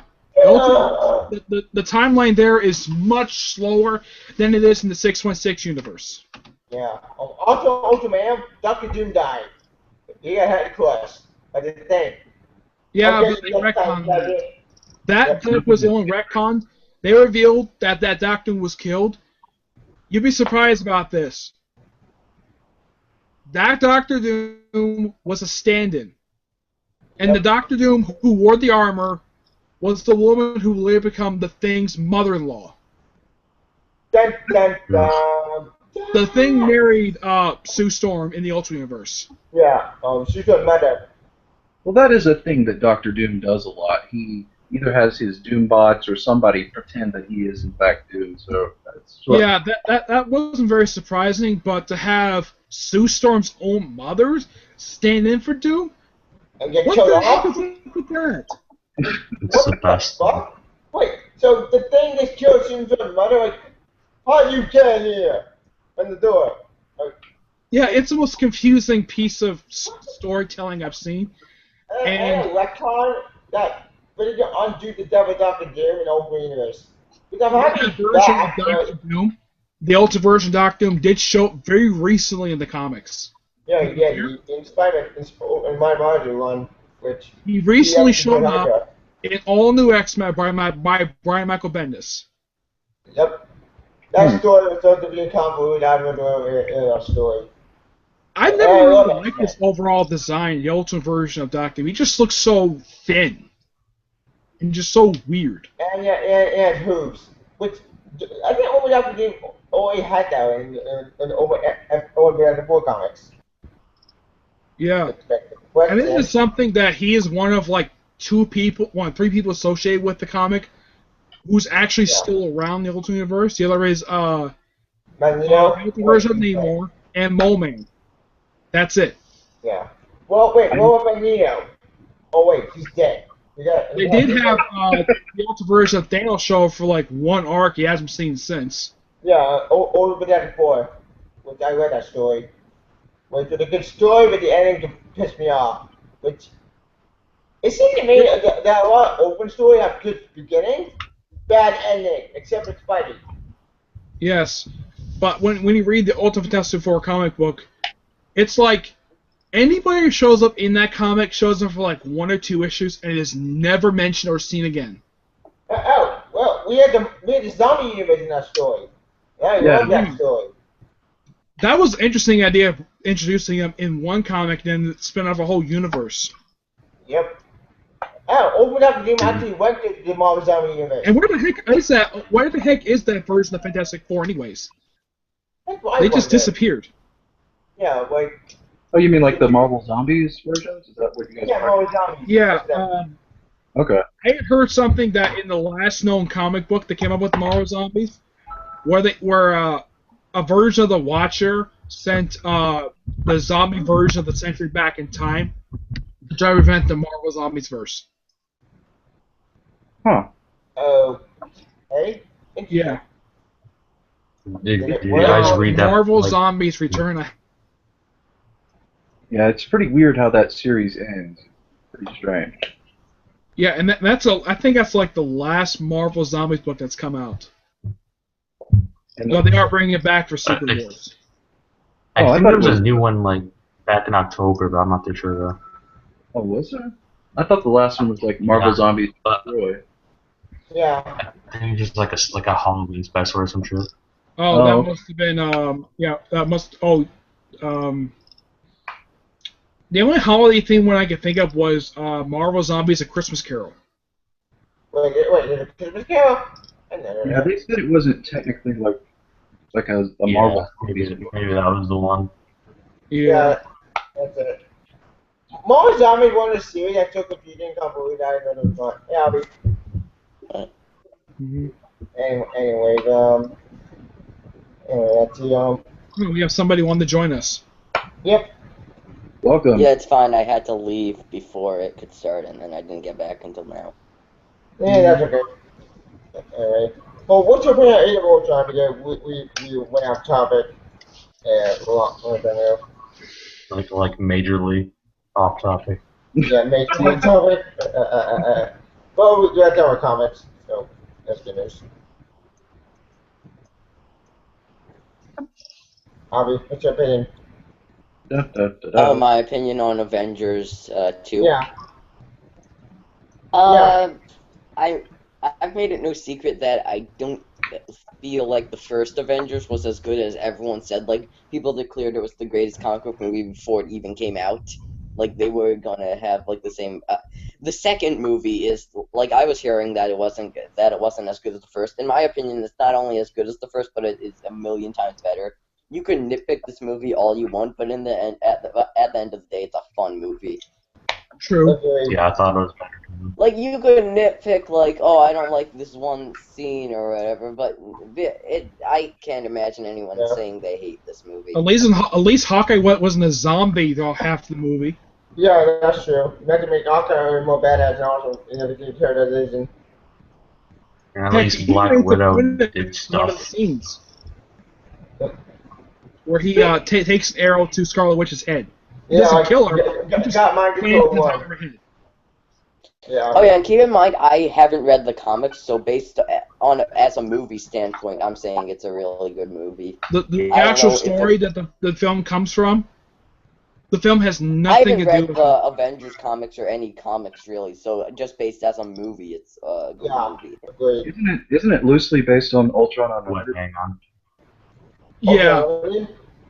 I never but heard it of also that. takes a little bit of elements from Mark Millar's Ultimates. Yeah, Omens 2. At least part of Omens 2.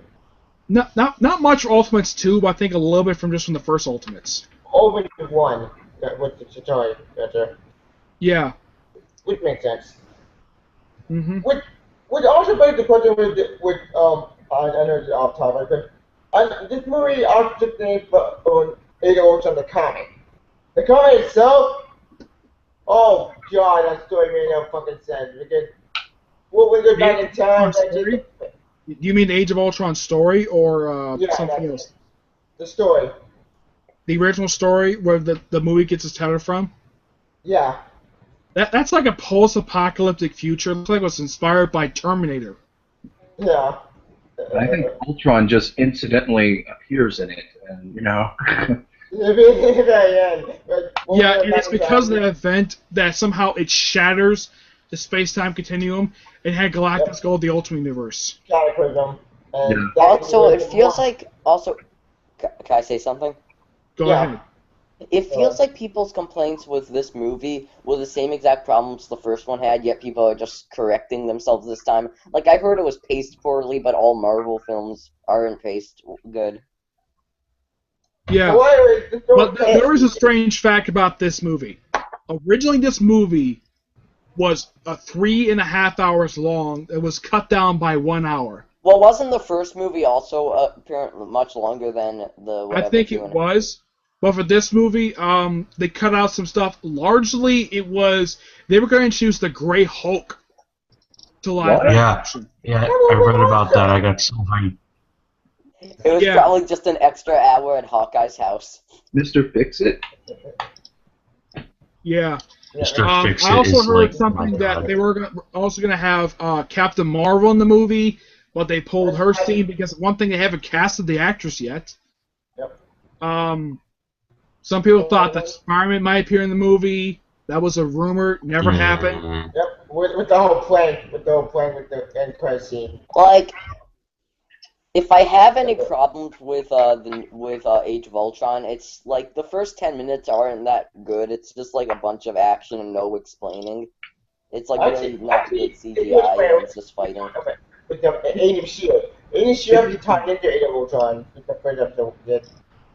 Yeah, Tavia, you make a really good point. It is tied into the Agents of S.H.I.E.L.D., and when IGN did their review, they were saying that Nick Fury came out of nowhere in that movie. But if you're watching Agents of S.H.I.E.L.D., then you know that he's going to. Yeah. So it was expected. The IGN people are just retarded as usual. Yep, agreed. I've heard a rumor But about that's IGN just that they might be bought and paid for by corporations. Yeah, Viacom. Kind of like what was that game company that got in trouble for not IGN, but one of their competitors. They got in trouble for writing a review that wasn't actually honest. They got paid off. I can't remember the name. Yeah, I did not know about that one. I think it was Metacritic. Yeah, Metacritic. Maybe. Probably. Probably. Anyway, back to oh yeah, they actually won the Ultron guy did right. With New Avengers. Oh, which one the New Avengers? New lineup. Yeah. Interesting. Iron War Machine, you mean? And Yeah. It's War Machine, Falcon, Vision, Scarlet Witch, and along with Cap and Black Widow. Yep. And hopefully Yeah. he's gone. We went somewhere. I have no idea where the Hulk went, but some people think that someday he might be shot into space. I hope not. Hulk movie. I'm gonna the restaurant. I don't understand what turn it into a movie. It can work, but I'm not gonna pull that off. Well, they need Hulk for Infinity War because Yeah. I think he'd be the biggest gun they need to fight Thanos. But then in Infinity War, everyone died in that story. And they're gonna pull that one off.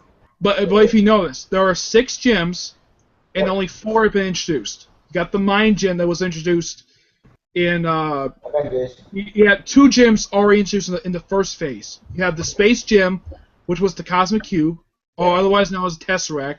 You have the Mind Gem, which is in Loki's staff. Yep.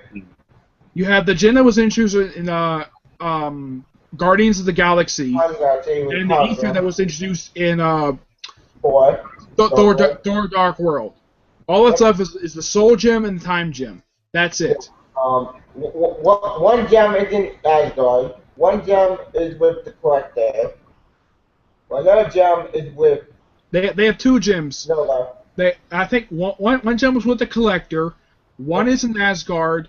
One is in the Vision's head. That's the Mind Gem. The Mind Gem. And the 4th gem is with the Nova Core. Yeah, the Power Gem, which we saw in Time. Who was the Soul Gem? Who was the Time Gem? That's my wonder. I wonder where it is. I got to name. What's your view on the gems? The Infinity Gemstones. well, do you guys think that with the introduction to Doctor Strange, they'll introduce the Soul Gem then? Probably. That's my best guess. But if I were the people who are doing Doctor Strange, I would not bring in Dormammu in the first movie. No. Just like they shouldn't put Doctor Doom in the first or the reboot of Fantastic Four. They should start with He's in there. Yeah, But if Steve I Doctor were the people Doom, the doing second movie. Doctor Strange, I would put in there Baron Mordo first. Yeah, very more reliable. I would too. Well, who That would play makes the most Baron Mordo? That is the question. Who would play him? Good question. I have no idea. Just like who are we going to play Captain Marvel? The Carol Danvers. But I heard it is going to be Carol Danvers. The top 2 fan pick choices is Emily Blunt and Katie Stackhoff. I say Katie Stackhoff. I think she'd be perfect. Well, Or she's the otherwise. right build for Carol Danvers. She's got blonde hair, Yep. and I think she's about the right height too. Emily Blunt, if you look at her, she looks way too thin, but not as thin as Gal Gadot. Yeah. I choose Gal Gadot. Well, no, the Gal Gadot is Wonder Woman, so we can't use that. Yeah. What? I don't know where he there went. we go. Sorry about that. I think he just left. Yeah, he had to go. Message. Anyway, back to Infinity Gem. Okay, Soldier Doctor Strange. What Time Gem? Where's that? The time gem require time travel. Yeah. Oh God, time travel. They might use the time gem to bring back Quicksilver. that would make sense. But But he was the only person two that could times bring back. yeah, they can't. Oh, or they Yeah, we can just do lost somebody. they Where, yeah. where'd the other one go?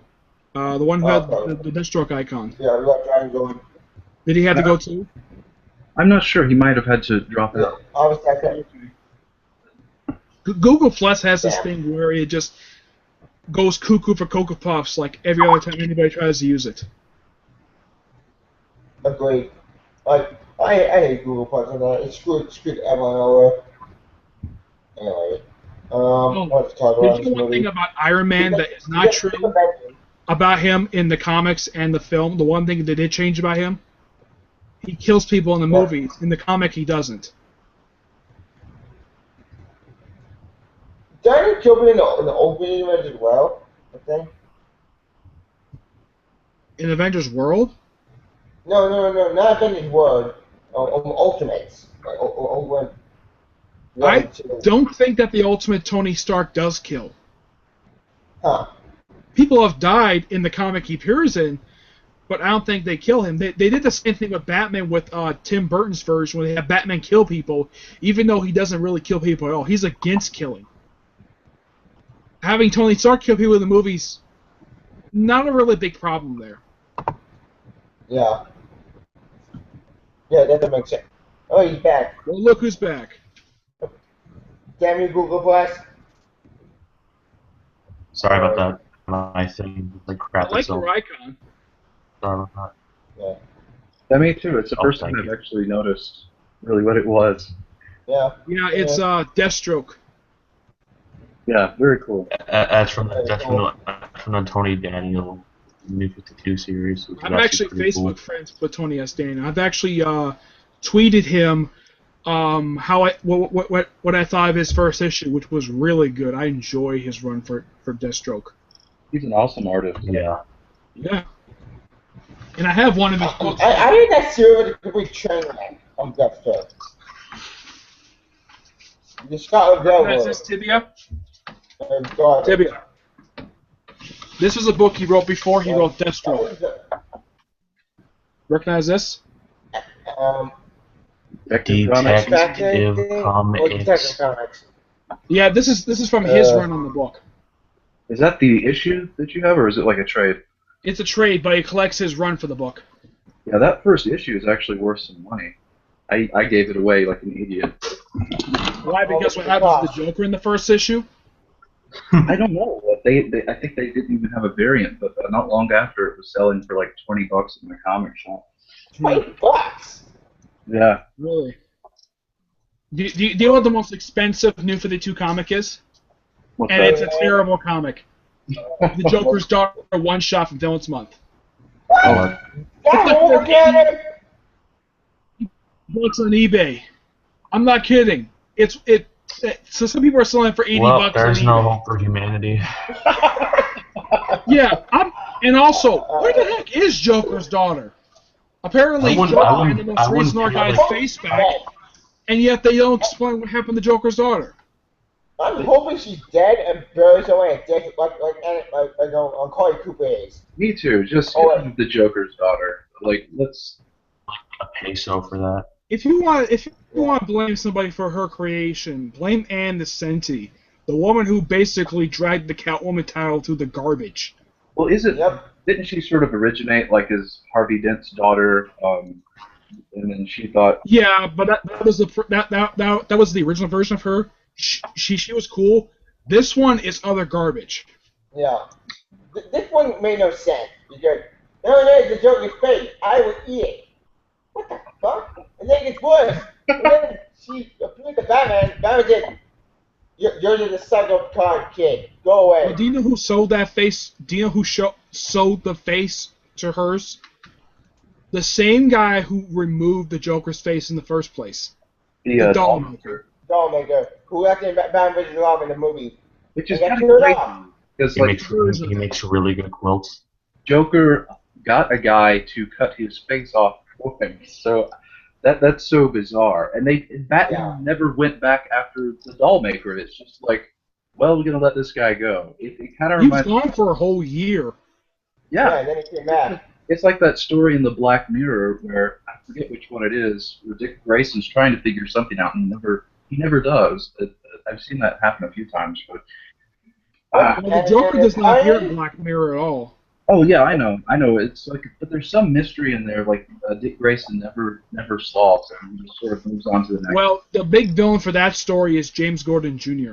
Yeah, that was an awesome villain. wait, Very. isn't Jim Gordon Jr. Electron basically play for Batgirl? He is Batgirl's younger brother, and he is insane.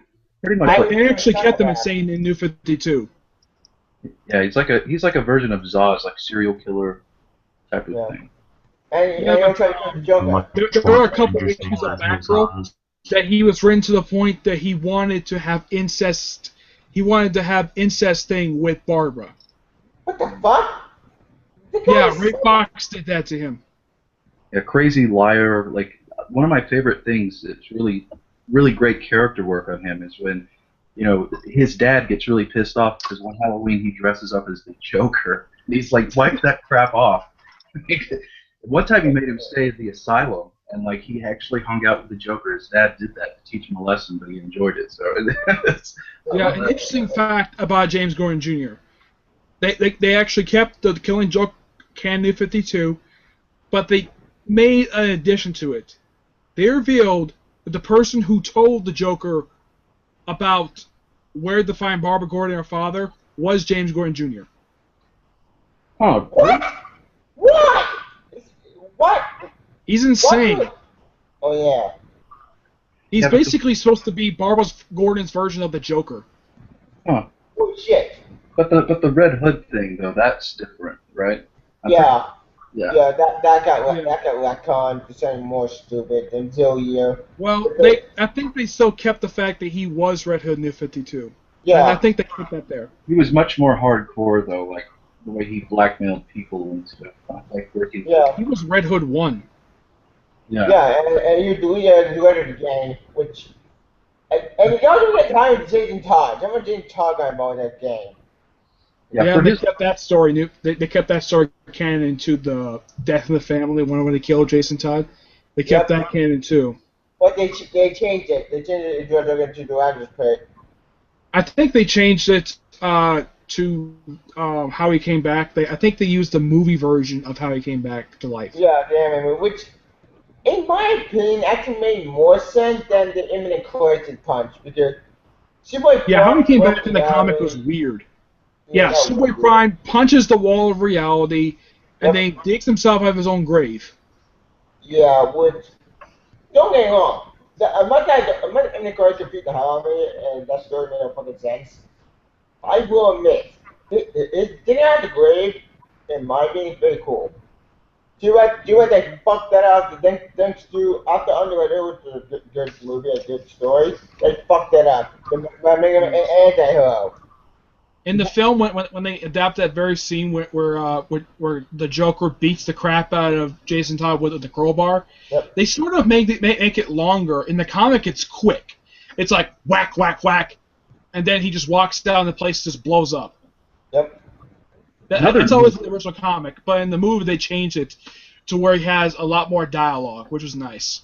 Yeah, which I like that because that makes sense. the thing I don't understand about them blowing him up is like he beats him with a crowbar, he gets blown up, and the entire building not only blows up, but he's not incinerated. Like he's not really burned at all. Most of his flesh is there. Some of his costume is gone, but I found that kind of weird. Also, like Batman beats the crap out of Lady Shiva, which was kind of blew my mind. I was like, wow, he just takes her on my finger.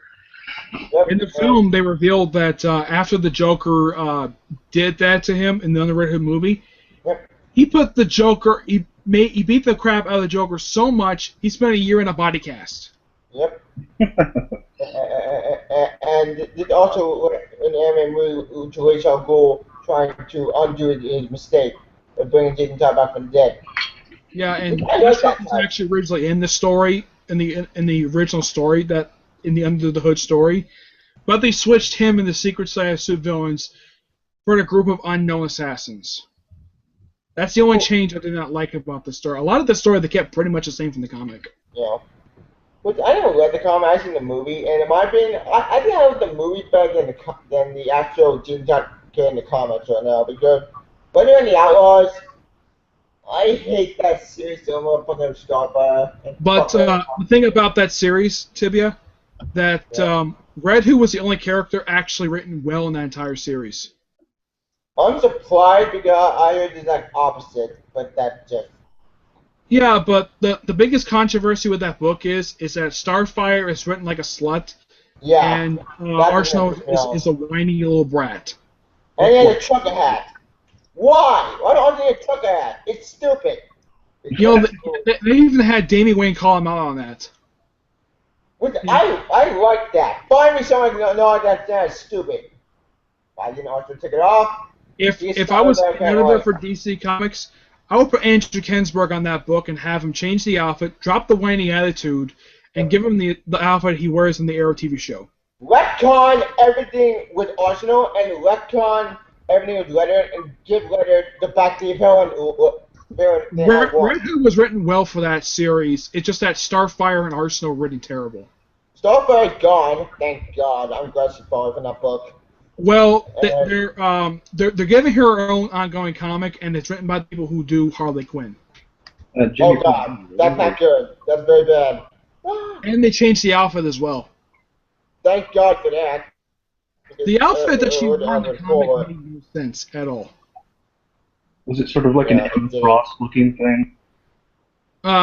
Basically, it just exposes a lot more skin than her pre-New 52 costume. Yeah. Speaking of pre-New Starfire, she's acting conversions. Converting Titans, that story was fucking awesome. It brought Leanne back, and also in my opinion, it made Roy Harper a badass again. I was so happy. Yep. I will say though, you know, Starfire, like the way she was introduced, she's always been like a sexual being, but I mean that they kind of over slutified her a little bit, but she's always been that way. You know, it's part of her race. Blame Scott Lobdell for that. Yep, Scott Lobdell fucked her my. The only comic he wrote for the actually like was Superboy. Yeah, but Superboy, in my opinion, got screwed over, I think, more. Despite the fact he did get screwed over, but at least his comic was more readable than Superman. Agreed. Superman without characters and this guy's series so fucking stupid. Read Convergent. Convergent Superman is an awesome Superman, acting Superman. Read that book. I've read the Convergence Superman book. I've read all the Convergence books that have come out so far. Yeah, and every single one were really good. The only ones I actually thought that were really not that good, I didn't like the first issue, Justice League America. I thought that was a bit off. The best ones have got to be a lot of the other books. The only other book was bad was Batman Shadow of the Bat. Yeah, Adriel. Yeah, that comic was written by the guy who's known for writing G.I. Joe, Real American Hero, and a guy who I kind of talk with, Josh Hayes. He describes him as the worst Batman writer. Larry Hama, I think his name is. Yeah. Oh, the guy that does G.I. Joe? Yeah, he's written that comic since it started, back in the 80s. Yeah, he came up with the concept for Cobra and all that stuff. Yeah, for the comic. I'm happy that IDW brought him in to write the comic when they revived the comic about, I think it was about 5 years ago they brought the comic back, and it's the original number. I'm not with G.I. Joe, so I don't know. I only know some good G.I. Joe most of the anime series. The one published by IDW. As of this coming July, that's the only comic that they're publishing for G.I. Joe. Everything else is done. G.I. Joe Cobra was awesome. I loved that by Rucka and the other guy. Chuck Dixon. Yeah. Chuck Dixon wrote some G.I. Joe. Yeah, Chuck Dixon. Well, I have all conversions. My favorite are Speed Force with Wally West. But that made me so happy to see Wally West against kids. I love that story. Superman was awesome. Professor was awesome. I think that comic predates Infinite. I think that predates Identity Crisis, because that's what I've heard about the comic. And Wally West's kids have their Speed Force powers. Yep. Which means that this predates Flash Rebirth. The Flash comic, Yeah. that's pre Crisis Barry. Which Yeah, I think, from the point of view of the comic, it takes place before he shows up in Crisis of Earths and after Flash 350. Flash 50. 350. Oh, The first Flash volume was a continuation of the Flash comics numbering, the one that existed back in the 40s. Gotcha. Yeah. I got a question for you. What do you think of the variant covers they came out with in January? The Flash variant covers. I'm a little off Flash. I'm the only Flash book I ever read. No, I'm talking about the variant covers that they had. Oh. What did you think of them? I don't know. I know the variant covers.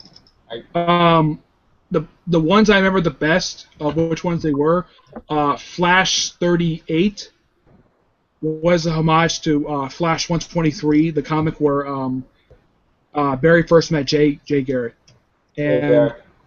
and Batman and Robin, that was a homage to Dick Grayson's debut appearance from Tita Comics 38. Which makes sense. Speaking of and Dick Grayson, I don't know why the fact that he still has this comic called Grayson Post Convergence. Yeah, that pissed me off because I'm sure you're probably confused about that as well. Yeah. Oh, Nightwing. Couldn't they just go back to Nightwing?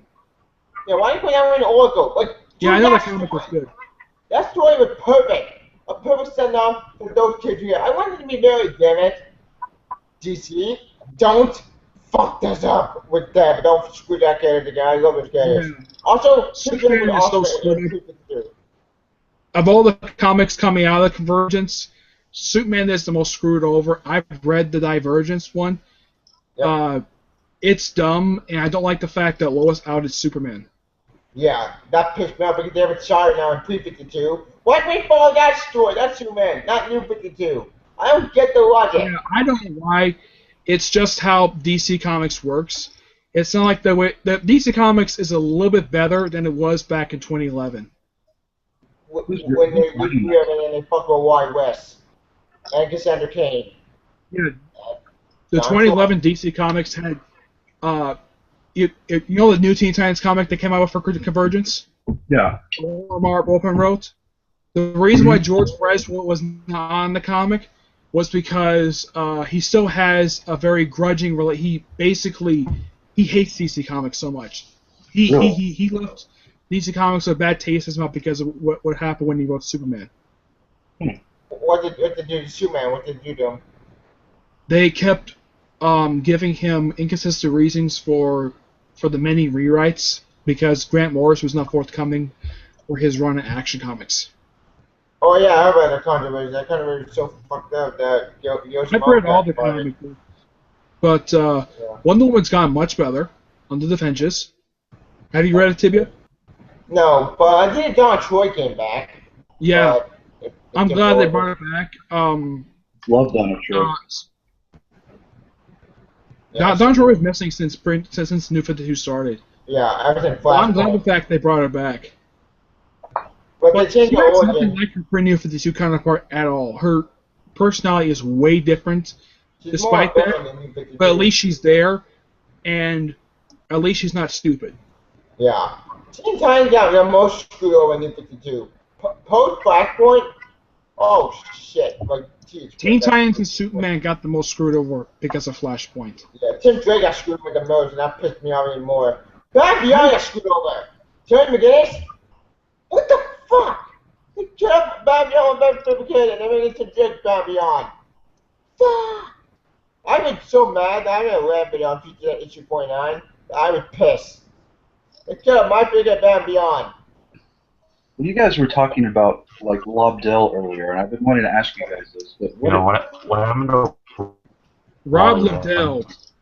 Yeah. He is a mixed bag for anybody who talks about him. Basically, he's either a lot of the time people don't like his art style at all.